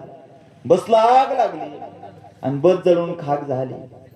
बस मधलं एक प्रेत त्या पोलीस डिपार्टमेंटने बाजूला काढायला सुरुवात केली. पहिलं, दुसरं, तिसरं, चौथं, 5वं, 6वं, 7वं, 8वं प्रेत पोलिसांना बाजूला काढलं आणि त्याच बस मधलं महाराज 9वं प्रेत पोलिसांना बाहेर काढलं. ज्यानं प्रेत पाहिलं नाही त्याच्या डोळ्याला धारा लागल्या. काय प्रेत होतं माहितीये? एक 30-32 वर्षाची माय आपल्या 5-6 महिन्याच्या लेकराला अशी कवटाळून बसली होती. तिचा एकच भाव होता, महाराज मी जळाले तरी चालेल महाराज, पण माझ्या लेकराला काय होता कामा नाही महाराज. आईशी कळवळ्याची जाती आणि करील लाभाविन प्रीती. कुठला लाभ नसताना लेकरावरती तेवढ्या ताकदीनं प्रेम करते, तिला मायबाप म्हणतात. देवा किती प्रेम करते आई, किती प्रेम करतो बाप गड्या. सांगेल मी तुम्हाला, 55 लाखाचं कर्ज असू द्या एखाद्या बापाच्या डोक्यावरती. उभ्या आयुष्यात मी माझ्या बापाला कधी रडताना पाहिलं नाही, पण पोरगी वाट लावताना रडला नाही असा बाप मला या महाराष्ट्राच्या मातीमध्ये शोधून सापडला नाही देवा. अरे आमच्यासारखे कीर्तनकार प्रवचनकार कीर्तन प्रवचन करून निघून जातील, पण ज्या कदम परिवारातून कैलासवासी बाबा आई निघून गेले त्या कदम परिवाराला विचारा गड्या, त्यांच्या मुलाला मुलीला अरे बाबाचा फोटो जरी पाहिला तरी दिवस भाकर गोड लागत नाही, वस्तुस्थिती आहे. आणि म्हणून मायबापाचं प्रेम या जगाच्या बाजारामध्ये विकत घेता येत नाही. अरे शहाण्या पोरावरती प्रेम करते तिला आई म्हणावं याच्यात नवल काय. येड्यातल्या येड्या पोरावरती त्याच ताकदीनं प्रेम करते ना तिला माय म्हणतात देवा. अरे गावातलं एखादं नालायक पोरग जाऊ द्या, लोक म्हणतील बरं झालं मेला, नालायक होता, पण अशाही पोराच्या उशापाशी बसून माझा राजा गेला म्हणणारी या जगाच्या पाठीवरती माय बाप असतात. थोडं मोठं वाक्य बोलू का? तुम्हाला क्षणाक्षणाला कसं हरवता येईल प्रयत्न समाज करेल, पण माझ्या लेकराला क्षणाक्षणाला कसं जिंकवता येईल जगाच्या बापाचा, पण असाही दुर्योधन कसा वाचवता येईल प्रयत्न आईचा अर्थात गांधारीचा. लग्नाआधी पुत्र प्राप्ती झाली, ज्या पुत्राला समाज मान्य करत नाही, पोराचं नाव आहे सूर्यपुत्र कर्ण. कर्ण कसा मारता येईल प्रयत्न आहे महाराज जगाच्या बापाचा कृष्ण कन्हैयाचा, पण असाही कर्ण कसा वाचवता येईल प्रयत्न आईचा अर्थात कुंतीचा. माय माय असते गड्या, काय प्रेम करते माय लेकरावरती, किती प्रेम करतो बाप लेकरावरती सांगेल मी तुम्हाला. अरे एखाद्या पोरीला पाहायला पाहुणे यावे आणि मग त्या माय बापाच्या जीवाची घालमेल बघावी. उभ्या आयुष्यात ज्या माय बापानं कधी पांडुरंगाचा फोटो पाहिला नाही असे माय बाप देवाच्या समोर जातात, देवाच्या चरणावरती नतमस्तक होतात आणि देवाला सांगतात ये देवा, माहित नाही घरानं कसं आहे देवा, माहित नाही पोरग कसं आहे देवा, तुझ्या भरोशावरती देतो देवा, बरं वाईट झालं तर जिम्मेदार तू राहशील बरं देवा. अरे पोरीच्या लग्नाचा प्रसंग जवळ यावा, पोरीनं आईच्या आजीच्या भावाच्या गळ्यात पडावं आणि मग महाराज त्या पोरीच्या जीवाचे बापाच्या जीवाचे घालमेल बघावे. आवाज कमी करा दादा. आणि मग त्या बापाच्या जीवाची घालमेल बघावी. बाप पांडुरंगाच्या फोटो समोर जातो, पांडुरंगाच्या चरणावरती नतमस्तक होतो आणि पांडुरंगाला सांगतो ये देवा, तेव्हा आजपर्यंत तुझ्याकडे काही मागितलं नाही देवा, देवा माहित नाही पोरग कसं आहे देवा, माहित नाही पोरगी कशी आहे, तुझ्या भरोशावरती दिलं देवा. बरं वाईट झालं तर जिम्मेदार तू राहशील देवा. अरे पोरीनं बापाच्या गळ्यात, बाप पोरीला वाट लावताना स्वतःच्या डोळ्यातल्या अश्रूच्या धारा थांबवू शकत नाही. त्या माय बापाच्या प्रेमाचं वर्णन त्या गीतकारानं केलं गड्या. एखाद्या पोरीनं नांदायला निघावं आणि मग त्या माय बापाच्या जीवाची घालमेल बघावी.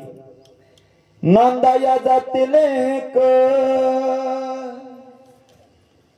बाप रडतो चोरावानी, रडतो चोरावानी बाप रडतो मोरावानी. बाप म्हणजे रे कसा जसा पाण्यातला मासा, पाण्यातला मासा तुला दिसणार कसा. बाप म्हणजे रे जणू की एक झाडच बोली, झाडच बोली एक अव्यक्त माबुली रे, अव्यक्त माबुली. आणि म्हणून असे मायबाप जोपर्यंत जिवंत आहे तोपर्यंत त्या मायबापाची सेवा करा गड्या. साने गुरुजींनी श्यामची आई चित्रपट ठिकाणी पुस्तक लिहिलं आणि त्या पुस्तकाचं दिग्दर्शन केलं महाराज प्रल्हाद केशव अत्रे अर्थात प्रके अत्रेंनी. श्यामची आई चित्रपट या महाराष्ट्राला दाखवला आणि श्यामची आई चित्रपट पाहून अख्खा महाराष्ट्र रडू लागला. प्रके अत्रेंना एक पुरस्कार जाहीर झाला त्या चित्रपटाखातीर. पुरस्काराचं नाव होतं समाज प्रबोधनकार. प्रके अत्रेंकडे तार आली. अत्रे साहेबांनी तार वाचली. अत्रे साहेब गाडीमध्ये बसले. पुरस्काराचं वितरण होतं महाराज दिल्लीला, म्हणून गाडी अशी दारापर्यंत आली. अत्रे साहेबांच्या गाडीला त्यांची 85 वर्षाची माय आडवी आली. सांगू लागली, प्रल्हाद, हे प्रल्हाद, एक वाक्य बोलू का रे राजा? बोल ना. काय कधी बोलू वाटलं नाही, पण आज राहावत नाही. प्रल्हाद बोलते दादा. अगं बोल ना. काय प्रल्हाद, माझी इच्छा आहे एकदा मला तुझ्या या गाडीमध्ये बसव आणि मला काशीला विश्वेश्वराच्या दर्शनाला घेऊन जा. निशील का रे प्रल्हाद? वाक्य ऐकलं प्रल्हाद केशव अत्रेंनी सांगितलं, आई, आई आधी म्हटली असते तर नेलं नसतं का गाई? आता मला दिल्लीला जायचं आहे. आई, पुरस्कार घेऊन आलो का पहिल्यांदा तुला गाडीमध्ये बसवेल आणि काशीच्या विश्वेश्वराच्या दर्शनाला घेऊन जाईल. आई, प्रल्हाद केशव अत्रे गाडीमध्ये बसले आणि पुरस्कार आणण्याकरता महाराज दिल्लीला निघून गेले. पुरस्काराचं वितरण झालं. 14 लाखाचं मानधन प्रके अत्रेंना प्रल्हाद केशव अत्रेंना भेटलं. पुरस्कार घेतला. अत्रे साहेब माघारी मुंबईला निघाले. मुंबईच्या जवळ गाडी आली आणि अत्रे साहेबांना गावावरून एक फोन आला. अत्रे साहेब, काय तुमची माय तुम्हाला कायमच सोडून निघून गेली साहेब. हातातला पुरस्काराचा खाली पडला. अंधाय वकडून प्रल्हाद केशव अत्रे अर्थात प्रके अत्रे रडू लागले. त्यावेळेस गाडीच्या ड्रायव्हरने अत्रे साहेबांना एक प्रश्न विचारला, साहेब, अहो श्यामची आई चित्रपट दाखवून अख्खा महाराष्ट्र रडवला साहेब. तुम्ही तुमच्यासारख्या महान दिग्दर्शकाला रडणं शोभत नाही साहेब. का रडता साहेब? त्यावेळेस अत्रे साहेबांना ड्रायव्हरला उत्तर दिलं, राजा, रे माझी माय गेली म्हणून मी रडत नाही राजा. मग आज घरी गेल्यानंतर माझी माय जर जिवंत असते ना तर तिनं माझ्या चेहऱ्यावरून हात फिरवला असता आणि सांगितलं असतं, माझा प्रल्हाद जसा दिल्लीला गेला तसा सुखरूप दिल्लीवरून माघारी आला. आज घरी गेल्यानंतर या प्रल्हाद केशव अत्रेच्या मस्तकावरून हात फिरवणारा मायेचा सागर घरात राहिला नाही. घरी गेला हा पुरस्कार कोणाच्या हातात द्यावं या विचारानं माझ्या डोळ्यातल्या अश्रूच्या धारा थांबत नाही. माई बाप, अरे काय प्रेम करते माय लेकरावरती गड्या. आता दिवाळी झाली 15 दिवसावरती. जिची माय माहेरात जिवंत आहे ना त्या माईनं पोरीची पिशवी रिकामी जाऊ दिली नाही देवा. अरे कांदे टाकील, बटाटे टाकील, मिरच्या टाकील, लसूण टाकील. त्याची मायबाप माहेरात जिवंत नाही, पोरीच्या पिशवीत फरक पडल्याशिवाय राहत नाही, वस्तुस्थिती आहे. अरे माय माहेरात जिवंत असू द्या माय, आणि 60 वर्षाच्या पोरीनं आपल्या माईला भेटायला माहेरात जावं तर म्हातारी एका हातामध्ये पाण्याचा तांब्या घेते, एका हातामध्ये चतकुर भाकरीचा तुकडा घेते, पोरीच्या मस्तकावरून तुकडा ओवाळून टाकते कडा कडा बोट मोडते, आली माझी डॉक्टरीन, आली माझी वकिलीन, आली माझी पाटलीन. अरे पोरगी डॉक्टर नसते, पोरगी वकील नसते, पोरगी पाटलीन नसते, पण म्हाताऱ्या माईचा पोरीवरती तेवढा जीव असतो गड्या. त्या दिवशी अशी माय निघून जाते ना देवा, त्या दिवशी तुमच्या मस्तकावर ना पाण्याचा तांब्या येतो, ना चतकुर भाकरीचा तुकडा येतो. ही वस्तुस्थिती आहे. अरे आजही इथं माझ्या काही 60-62 वर्षाच्या आज्या बसल्यात. त्यांना विचारा, हे आजी पूर्वी माहेराला जायची, आता नाही जात माहेराला? तर म्हातारी उत्तर देण्याआधी पदर डोळ्याला लावते, सांगते, महाराज महाराज कुणा करता जावं माहेराला? महाराज ज्या म्हातारी करता आम्ही माहेराला जायचो ना महाराज, ते म्हातारी आमची नाही हो राहिली माहेरात. अरे डोंगराआड गेलेला सूर्य पुन्हा उगवेल, पण माती आड गेलेले मायबाप आजपर्यंत कुणाचे पुन्हा जिवंत झाले नाहीत आणि होणारही नाही. आणि म्हणून जोपर्यंत असे मायबाप जिवंत आहे तोपर्यंत त्यांची सेवा करा गड्या. अरे शहाण्या पोरावरती प्रेम करते, तिला आई म्हणावं याच्यात नवल काय? येड्यातल्या येड्या पोरावरती त्याच ताकदीनं प्रेम करते ना, तिला माय म्हणतात देवा. मी तुम्हाला वृत्तांत दृष्टांत सांगणार नाही, माझ्या जीवनामध्ये घडलेला वृत्तांत सांगतो. काय प्रेम असतं आईचं लेकरावरती. 16 जानेवारी 2025 मी या दौंड तालुक्यामध्ये कोरेगाव भिवर नावाच्या गावामध्ये एक दशक्रिया प्रवचन केलं. दशक्रिया होता दौंड तालुक्याचे सभापती वरपे साहेबांच्या मातोश्रीचा. हजारो समाज आईच्या दशक्रिया विधी करता समोर उपस्थित होता आणि हजारो समाजाच्या उपस्थितीमध्ये आईचा दशक्रिया विधी पार पडत होता गड्या. पाहता पाहता 9:30 पावणे 10 असा काटा गेला. माझं प्रवचन चालू आहे. पिंड करून असे भावंड हात जोडून लांब जाऊन उभे, पण तरी सुद्धा पिंडाला काकस्पर्श होत नव्हता. एक म्हातारी अशी दशक्रियेतली उभी राहिली, पिंडापाशी गेली आणि म्हटले, अरे कोणीतरी त्या पिंडापाशी जा आणि हात जोडून सांगा, ए आई नको चिंता करू. महाराज असे 3 भाऊ समोर आले, आईच्या पिंडाचं दर्शन घेतलं आणि भाऊ असे लांब जाऊन हात जोडून उभे राहिले. पोरं पाया पडली, पण आईची पोरगी नाही पाया पडायला आली. म्हणून त्या म्हातारीने सांगितलं, अरे पोरं पाया पडली, कुणीतरी पोरीला बोलवा. एक रिक्षा घरी गेली आणि त्या रिक्षामध्ये त्या म्हाताऱ्या माईची एकुलती एक मतिमंद पोरगी बसून आणली गड्या. डोक्याचा जाब झालेला, दात पिवळी झालेली, अंगावरती जीर्ण साडी घातलेली पोरगी रिक्षाच्या खाली उतरली. भावानं आपल्या बहिणीच्या हाताला धरलं आणि पाया पडण्याकरता पिंडापर्यंत आणलं देवा. पण त्या पोरीला काही कळेना, आईचा दशक्रिया विधी पाया पडायचं ती हसू लागली. बाबानं बहिणीच्या हाताला धरलं, पिंडाला फेरा मारला आणि असं लांब नेऊन बहिणीला बसवलं. ती तिथं जाऊन हसू लागली, पण तरी सुद्धा पिंडाला काकस्पर्श झाला नाही. लोकाला काही कळेना. अरे झाडावरती कावळे, झाडावरचा कावळा खाली येत नाही, पिंडाला काकस्पर्श होत नाही. असं कधी झालं नाही. का पिंडाला काकस्पर्श होत नसेल? म्हणून ती म्हातारी परत पिंडापाशी आली, म्हटली, अरे असं करा, कोणीतरी पिंडापाशी या, हात जोडून सांगा, आई नको काळजी करू, पोरीची आई, आम्ही सेवा करतो तिची म्हणाव. लय जीव होता म्हातारीचा पोरीमध्ये.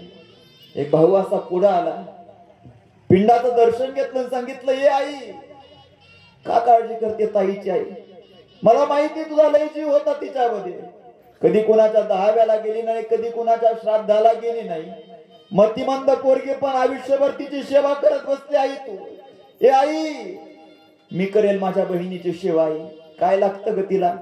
2 टायमाला भोजन लागतं, एका टायमाला स्नान लागतं. मी घालतो माझ्या आई बहिणीला अंघोळ, आई नको चिंता करू. पण तरी सुद्धा पिंडाला काकस्पर्श झाला नाही देवा. भाऊ असा लांब जाऊन हात जोडून उभा राहिला. 9:45 काटा निघाला आणि म्हणून कोणीतरी गायी आणली. आता गोस्पर्श होणार तेवढ्यात त्या भावाच्या काय लक्षात आलं माहित नाही.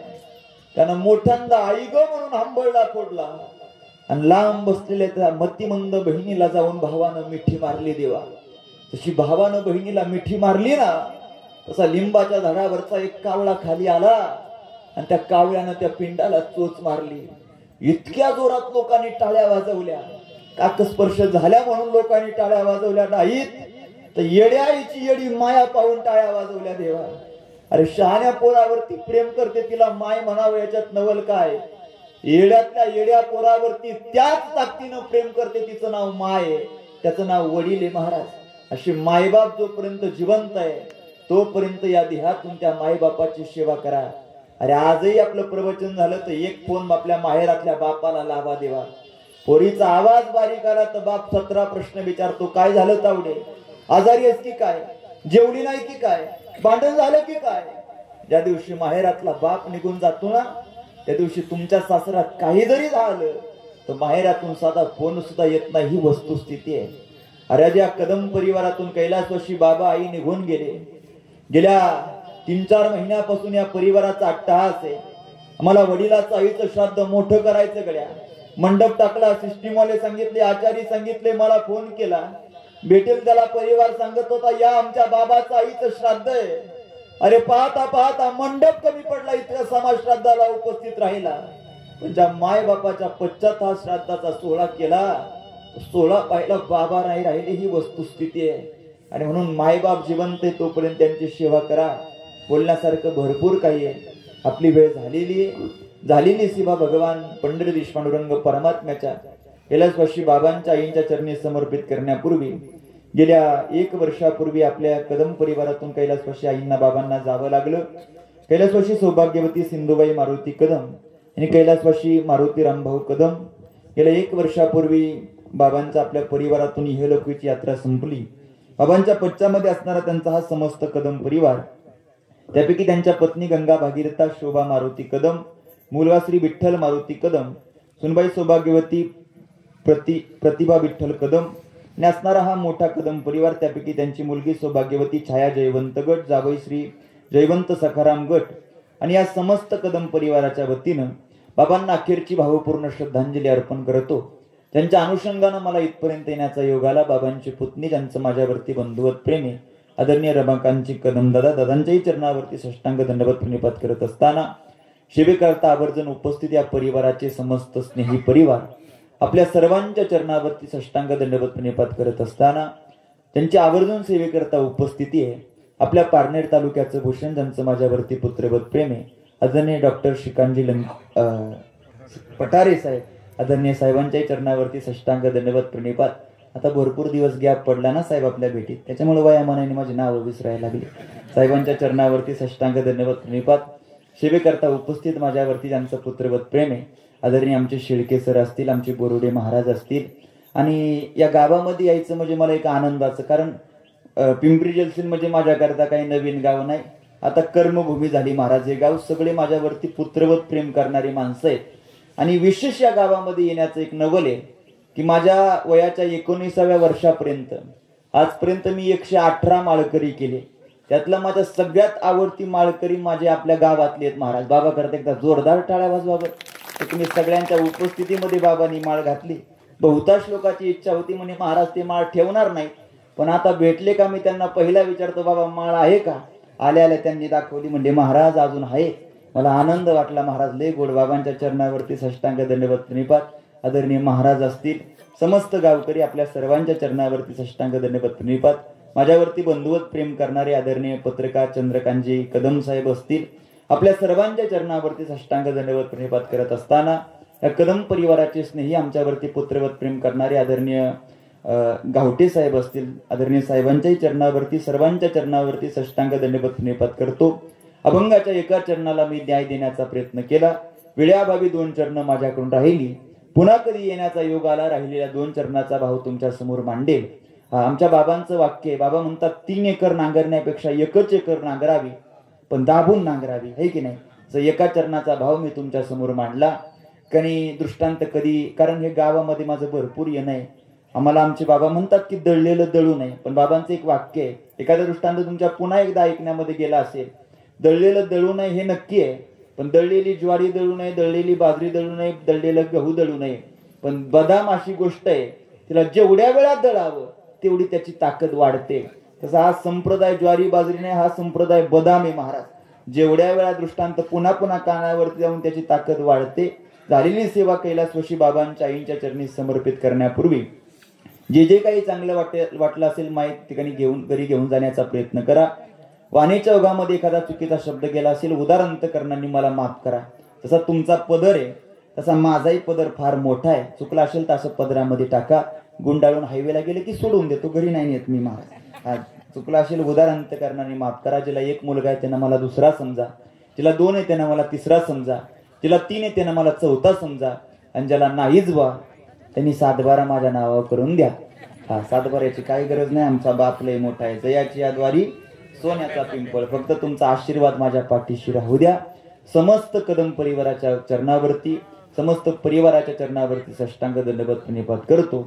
पाणीच्या ओघामध्ये एखाद्याचं नाव राहिलं असेल, उदाहरण करणारी मला क्षमा कराल अशी आपल्या चरणावरती विनंती करतो आणि वाणीला पूर्णविराम देतो. बोला पुंडलिक वरदे हरी विठ्ठल श्री ज्ञानदेव तुकाराम पंढरीनाथ भगवान की जय.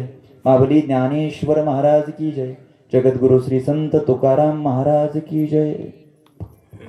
गेल्या वर्षभरापूर्वी आमच्या कदम परिवारातील 2 ज्येष्ठ व्यक्तिमत्व, आमच्या चुलती कैलासवासी सिंधुबाई मारुती कदम आणि त्यांच्यानंतर बरोबर 1 महिन्यानंतर आमचे चुलते मारुती रामभाऊ कदम यांचं जाणं झालं. यांच्या जाण्यानं कदम परिवारावरती दुःख होणं साहजिक आहे. आपण सर्वजण या दुःखात सहभागी होण्यासाठी या ठिकाणी उपस्थित आहात. मी प्रास्ताविकापूर्वी या ठिकाणी डॉक्टरांना पुढील कार्यक्रमासाठी जायचं आहे, त्यांना विनंती आहे आपण कृपया प्रथमतः या ठिकाणी श्रद्धांजली अर्पण करावी, त्यानंतर या ठिकाणी प्रास्ताविक होईल. 1 वर्षापूर्वी कदम परिवारातील एक ज्येष्ठ व्यक्तिमत्व, माझा तरुण सहकारी मित्र विठ्ठल कदम यांचे वडील स्वर्गीय मारुती रामभाऊ कदम, त्याचप्रमाणे कदम परिवारातील माता स्वर्गीय सिंधुबाई मारुती कदम यांचं दुःखद असं निधन झालं होतं. आज त्यांच्या आठवणींना आणि स्मृतींना उजाळा देण्यासाठी या ठिकाणी परिवाराने प्रथम पुण्यस्मरणाचा कार्यक्रम आयोजित केला आहे आणि त्यानिमित्तानं या ठिकाणी उपस्थित असलेले सर्व नातेवाईक, आप्तेष्ट, हितचिंतक, सर्व मित्रपरिवार, विविध क्षेत्रातील सर्व मान्यवर, सर्व माता भगिनी या ठिकाणी त्यांची सुंदर अशी प्रवचनरूपी सेवा आपण नेहमी ऐकत असतो. असं आपल्या सर्वांचे भूषण हरिभक्तपरायण तुषार महाराज पाबळे सर्वांचं मी कदम परिवाराचे एक कौटुंबिक स्नेही या नात्यानं ऋण व्यक्त करतो. खरं पाहायला गेलं तर 1 वर्षापूर्वी मारुती कदम बाबांचं दुःखद असं अपघाती निधन झालं होतं. सुपेच्या पुढे कांबरगावजवळ घाटामध्ये त्यांचा अपघात झाला आणि त्या अपघातामध्ये त्यांचा मृत्यू झाला. खरं पाहायला गेलं तर त्यांचं जाण्याचं वय नव्हतं, परंतु ईश्वरी सत्तेपुढे विलाज नसतो. मानवी जीवन क्षणभंगूर असतं, क्षणात होत्याचं नव्हतं होऊन जातं. ते कोणाच्या मनात सुद्धा नसेल की कांद्याचं रोप पाहायला गेलेला माणूस आणि तिकडून त्यांचा मृत्यू होऊन येतो. अशा पद्धतीने अतिशय आकस्मिकपणे त्यांना आपल्यातून जावं लागलेलं आहे. सर्व परिवाराला फार मोठं दुःख झालेलं आहे. काळानुरूप हा परिवार दुःखातून सावरतो, परंतु त्यांच्या पवित्र स्मृती मानवातून कधीही जात नाहीत. म्हणून मी या दोन्ही मातेपित्यांच्या पवित्र अशा स्मृतींना विनम्र असं अभिवादन करतो आणि माझ्या पठारी परिवाराच्या वतीने पारनेर तालुक्यातील आमचे सर्व शिवसैनिक, हितचिंतक, कार्यकर्ते, सर्व मित्रपरिवार, सर्व आमची वैद्यकीय संघटना सर्वांच्या वतीने आणि आपल्या सर्वांच्या वतीने, त्याचप्रमाणे या ठिकाणी उपस्थित असलेले आमचे जवळगावांचे शेतकरी सेनेचे गणप्रमुख संपतराव चेतर यांच्याही वतीने बाबांना आणि या मातेला पुन्हा एकदा भावपूर्ण पुष्पांजली आदरांजली वाहतो आणि या ठिकाणी थांबतो. रामकृष्ण हरी.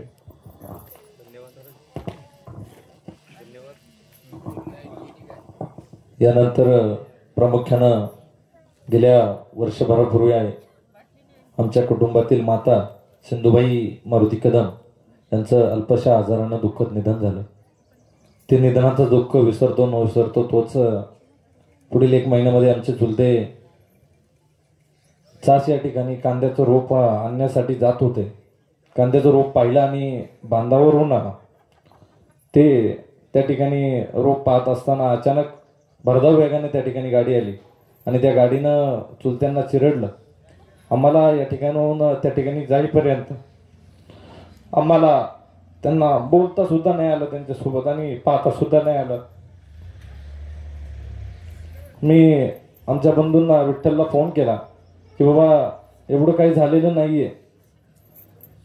डॉक्टरांनी सांगितलं 1 तास 2 तास ऑब्झर्वेशनमध्ये ठेवावं लागेल, परंतु तसं काही झालेलं नव्हतं. ते त्या ठिकाणी मृत घोषित केलेले होते. आम्ही त्यानंतर त्या ठिकाणाहून त्यांना सिव्हिल या ठिकाणी पोस्टमॉर्टमसाठी नेलं, परंतु तोपर्यंत देखील विठ्ठलला आम्ही कल्पना सुद्धा लागू दिली नाही. असो, या दुःखातून सावरण्यासाठी, शक्तिबुद्धी देण्यासाठी आपण सर्वजण या ठिकाणी उपस्थित आहात. सर्वजण या ठिकाणी भावनिक आहात। गेल्या वर्षभर अनेक मान्यवर आपल्याला श्रद्धांजली आणि धीर देण्यासाठी या ठिकाणी उपस्थित होते। मी सर्वांचं या ठिकाणी ऋण व्यक्त करतो। या वर्ष श्राद्धाच्या निमित्तानं आमच्या कदम परिवाराचे जावई आणि आमचे दाजी हरिभक्त पारायण पोपट महाराज नरोडे हे देखील या ठिकाणी उपस्थित आहेत। दुसरे जावई गड्डेवाडी गावचे उपसरपंच सन्माननीय जयवंतरावजी गट हे देखील या ठिकाणी उपस्थित आहेत। सन्माननीय अंचलेश्वर ग्रामीण विद्यालयाचे माजी प्राचार्य सन्माननीय थोरात सर, निलेशजी शेळके, साहेब बारासाहेब बोरुडे, माजी ग्रामपंचायत सदस्य विजयजी सत्तर, दत्तकृपा पतसंस्थेचे चेअरमन सन्माननीय विठ्ठलजी अडसरे, ग्रामपंचायत सदस्य अभिमन्यू थोरा, अनेक मान्यवर या ठिकाणी उपस्थित आहेत। मी प्रथमतः थोरात सरांना विनंती करतो, आपण कृपया या ठिकाणी समोर यावं। दीपकजी बोरुडे, उपसरपंच भाऊसाहेबजी पानमंद हे देखील या ठिकाणी उपस्थित आहेत। भाऊसाहेब पानमंद यांना देखील विनंती आहे, आपण कृपया या ठिकाणी समोर यावं। कृष्ण वंदे जगद्गुरु।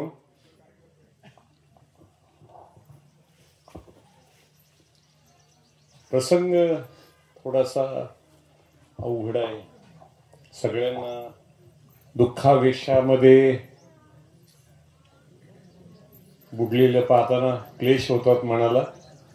त्यांची मंदिरापुढे 2 दिवसापूर्वी गाठ व्हावी आणि नंतर त्यांचं जाणं व्हावं, वेदना देणाऱ्या गोष्टी आहेत। प्रातः अशा दुःखद प्रसंगीही ज्ञानामृत पाजणारे तुषार महाराज पाबळे परिवाराच्या वतीनं त्यांच्याविषयी आदरभाव आणि कृतज्ञता व्यक्त करतो आणि 2 शब्द भाऊंच्या विषयी। हसतमुख असायचे, विनोदी असायचे, पण हा सगळा भाग दैवगतीचा, पराधीन आहे जगती पुत्र मानवाचा, या अर्थाने आपण विनम्र अभिवादन करूया।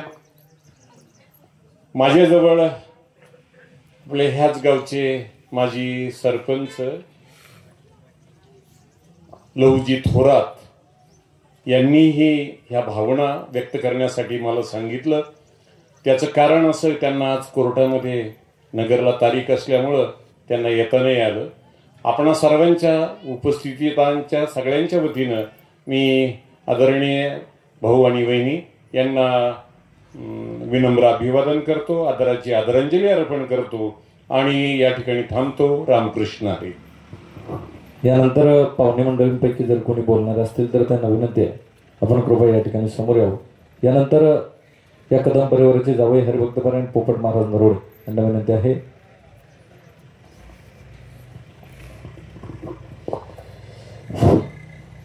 कैलासवासी मारुती रामभाऊ कदम आणि त्याचप्रमाणे कैलासवासी शिन्नूबाई मारुती कदम या दोन्ही पुण्यस्मरणाच्या पुण्याच्या निमित्ताने या ठिकाणी हरिभक्तपरायण तुषार महाराज पाबळे यांनी प्रवचनरूपी सेवा केलेली आहे। वेळ जास्त झालेली आहे। या ठिकाणी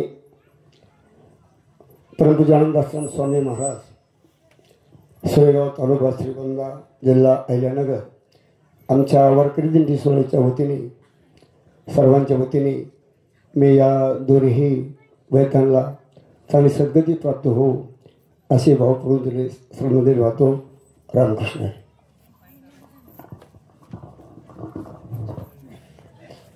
हॅलो, महाराजांचा आभार मानतो आपल्या सर्वांच्या वतीने आणि अभिमन्यू प्रभू थोरात यांच्या वतीने पण ह्या सर्व त्यांना आपल्या सर्वांच्या तर्फे भावपूर्ण आदरांजली वाहतो आणि माझे 2 शब्द संपवतो। धन्यवाद। यानंतर कदम परिवारावरती ज्यांचं नितांत प्रेम आहे ते असे माजी ग्रामपंचायत सदस्य सन्माननीय असरफभाई शेख यांना विनंती आहे आणि यानंतर सर्वांचं ऋण व्यक्त करतील आमचे मोठे बंधू सन्माननीय ज्ञानदेव कदम। कैलासवासी रामभाऊ मारुती रामभाऊ कदम आणि आमच्या थोरल्या बहिणी सिंधुबाई यांच्या स्मरणार्थ आपण सर्व आप्तेष्ट नातेवाईक आणि विशेष कार्यकारी सर्व ग्रामस्थ आज सांगायचं गेलं तर खूप दुःख होतंय, त्याला काही विलाजच नाही. आज एवढं दुःख साठवलंय. आज वर्ष झालं. मी आणि माझा भाऊ ट्रान्सफरला असताना भावांनी कधी मला जेवल्याशिवाय सोडलं नाही. बाई तुम्ही गाडी बाजूला लावा, पहिलं जेवण मग जा. हे शब्द अजून माझ्या मनात आणि डोळ्यासमोर राहतात. मी माझ्या दोन्ही नयन अश्रूंनी माझ्या भावांना आदरांजली वाहतो. मी आत्मविश्वासाने सांगतो, आज माझा भाऊ गेला नाही, माझ्या जवळच आहे, परंतु दिसत नाही. महाराज, आपण जे स्तुती केली, जे आई वडिलांचं लोकांना समजून सांगितलं, आज तेच खरं आहे, दुसरं काही नाही. तुम्ही पैसा अडका जरी सांगितला ते काही सांगा येणार नाही. मी जास्त बोलत नाही, कारण मला आता राहत नाही या गोष्टीमुळं. मी तुम्हाला आत्मविश्वासाने सांगतो की माझ्या भावाला परमेश्वरा तुमच्या जवळ लीन करून घ्या, त्यांना चांगली जागा द्या. आमचे भाऊ माझ्या जवळून गेलं असं वाटतच नाही. असो, माझ्या भावाचा मुलगा विठू भाऊ, मुलगी आमची धर्मपत्नी वहिनी यांना परमेश्वर उदंड आयुष्य देव आणि त्यांना ह्या दुःखातून सावरण्याची शक्ती देव अशी परमेश्वराजवळ प्रार्थना करतो. मी माझ्या मुस्लिम बांधवांकडून आज आमच्या भावाला आदरांजली वाहतो आणि थांबतो. रामकृष्ण हरी, रामकृष्ण हरी, रामकृष्ण. धन्यवाद. यानंतर सर्वांचं ऋण व्यक्त करतील आमचे मोठे बंधू ज्ञानदेव कदम. आणि यानंतर खऱ्या अर्थानं सामूहिक पसायदानानं या कार्यक्रमाची सांगता होईल. आज प्रथम पुण्यस्मरण आमचे चुलते मारुती कदम आणि आमची चुलती सिंधू काकू यांना जाऊन 1 वर्ष झालेलं आहे. ह्या प्रथम पुण्यस्मरणासाठी आपण सर्व पाहुणे मंडळी वेळात वेळ काढून आमच्या या दुःखात तुम्ही सहभागी झालात, त्याबद्दल सर्वांचं मी ऋण व्यक्त करतो. आणि आमचे नानाचं एका हस्त खेळतं व्यक्ती, लहान मुलांच्यात गेला तरी खेळणारं, सुनांच्यात गेलं तरी हसून बोलणारं, कधीच कोणाला एक वाईट शब्द न बोलणारे नाना अचानक इथून कांद्याचे बी आणण्यासाठी गेले, रोप आणण्यासाठी गेले आणि परत आलेच नाही. ही खंत आणि हे दुःख आम्हा परिवारांना म्हणजे सहन करण्यासारखं नाही. परंतु त्यांचा मुलगा विठ्ठल हा एकुलता एक, आम्ही कदम परिवार ही सर्वांनी एकमेकाला साथ देऊन आत्तापर्यंत आणि इथून पुढे एकमेकाच्या दुःखात आणि कोणत्या अडचणी आल्या तर त्यालाही कोणती अडचण येऊन देणार नाही अशी आम्ही कदम परिवारातर्फे किंवा माझ्यातर्फे मी ग्वाही देतो. तसेच आता जे आपल्या पुण्यस्मरणासाठी तुषार महाराज यांनी एवढं गोड आणि स्वादिष्ट शब्दात, तसं जेवण स्वादिष्ट असतं अशा गोड शब्दात जे प्रवचन रूपी फुलांचा प्रसाद आपल्यापर्यंत पोहोचवला आहे. आपण सर्व शेतकरी आहोत, सर्वांना कामाची घाई आहे, प्रत्येक जण कामामध्ये दंग आहे, ते केलंच पाहिजे. पण त्यांनी जे सांगितलं 1 लाखाचा मोलाचा शब्द 24 घंट्यामध्ये फक्त 5 मिनिटं काढा. ह्या 5 मिनिटामध्ये फक्त परमेश्वराचं नामस्मरण करा आणि माऊली खरोखरच हे ज्वलंत उदाहरण आहे. मी तुमच्यातलाच आहे आणि या करोनाच्या काळामध्ये त्या नामस्मरणाचा मी तुमच्यापुढे साक्षात उभा आहे. ह्या 5 मिनिटाच्या नामस्मरणात हा करुणा आलेला माझे बंधू बहीण भरपूर लोक गेली. त्यांनी सांगितले काळाचे ओघ आहे, जे संचितात आहे ते होणार आहे. परंतु माझी शाश्वती नसताना फक्त यांनी जे सांगितले ते नामस्मरण, मी फक्त तेवढं नामस्मरण सगळं काही सोडून दिलं होतं. कोणालाच आशा नव्हती. म्हणून मित्रांनो, आलेल्या पाहुणे मंडळींनो, बाकीचं आपण आलो, सर्वांच्या दुःखात सहभागी झालो, जेवण खाऊन केलं, परंतु महाराजांनी एवढं जीव तोडून आणि फुलरूपी आपल्याला जे मार्गदर्शन केलंय, माझी एवढीच विनंती आहे का प्रत्येकाने आपल्या कामामध्ये ह्या 24 घंट्यामध्ये इथून पुढच्या काळामध्ये काळ फार बदललेला आहे. हा सगळं युद्धयोगी चालू झालेला आहे. प्रत्येकजण मोबाईलमध्ये गुंतलेला आहे. कोणी कोणासंग बोलत नाही. माऊली आम्ही सांगतो, मी मुंबईमध्ये ट्रेनमध्ये गेलो, कोणी कोणासंग बोलत नाही. प्रत्येकजण मोबाईलमध्ये असतो. घरी आलो तरी मुलं मोबाईलमध्ये असतात. बायको नवऱ्याशी बोलत नाही, नवरा बायकोशी बोलत नाही, मुलं कोणाशी बोलत नाही, कोण कोणाचा नातेवाईक कळत नाही. आतापर्यंत काका मावशी आपल्याला आहेत, पण इथून पुढे काका मावशी कोणाला माहीत पडणार नाही. बहीण आहे का ना भाऊ आहे का. आपल्याला ह्या प्रवचनामधून आलेल्या सर्वांनी अगदी काही नाही तरी थोडं एक 5 मिनिटाचं गुण आपल्या आयुष्यासाठी, आपल्या घरच्यांच्यासाठी, आपल्या स्वतःसाठी एक 5 मिनिटाचं तुम्ही नामस्मरण कोणत्याही देवाचं करा. केलेल्या त्यांच्या सेवेला आपण हातभार किंवा हात प्रसाद त्यांनी दिलेला हे आपण मानू शकतो. एवढे बोलून मी सर्व आलेल्या पाहुण्यांचं एक मनपूर्वक ऋण व्यक्त करतो आणि झालेली त्यांची सेवा ही समर्पित करून आपण आता कार्यक्रम झाल्यानंतर पसायदान होईल आणि नंतर सर्वांनी जेवायला बसावे. तसेच JS महानगर बँकेच्या अध्यक्षाची गीतांजली ताई यांच्या वतीने, आमच्या JS महानगर बँकेच्या युनिटच्या वतीने मी आमच्या काकूंना आणि तात्यांना एक भावपूर्ण आदरांजली वाहतो आणि 2 शब्द थांबवतो. जय हिंद, जय महाराष्ट्र. धन्यवाद. यानंतर प्रामुख्यानं महाराजांचा सन्मान या ठिकाणी होणार आहे. आमच्या कुटुंबातील मोठे बंधू सन्माननीय मच्छिंद्रदादा कदम यांच्या शुभ हस्ते महाराजांचा सन्मान होईल आणि त्यानंतर प्रामुख्यानं सामूहिक पसायदानानं या कार्यक्रमाची सांगता होईल.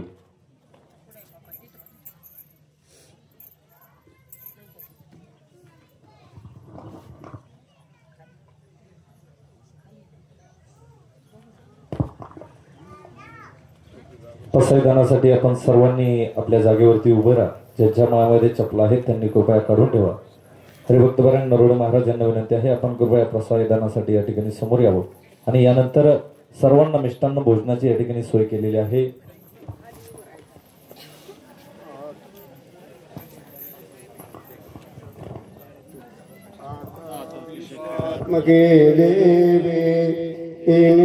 वाग्यज्ञ तोषावे तोषोनी मदलावे पसाय जाणे जे खळांची व्यंकटेशांडो तया सप्तमीरती वाडो भूता परस्परे पडो मैत्र जीवांचे दुरितांचे तिमिर जावो विश्वस्वधर्म सूर्य पाहो जो देवांचल केला हो प्राणी जात वर्षत सकळ मंगळी ईश्वनष्ट्यांची मादी आळे अनवर्त हो मंडळे भेटुतया भूता चला कल्पतरुचे अरव चेतना चिंतामणीचे गाव भोलते अर्णव पिशांचे चंद्रमेल्यालांछण मर्तंडजी तापहीन ते सदा सजन सोयी किंबहुना सर्व सुखी पूर्ण भवो नेते लोकी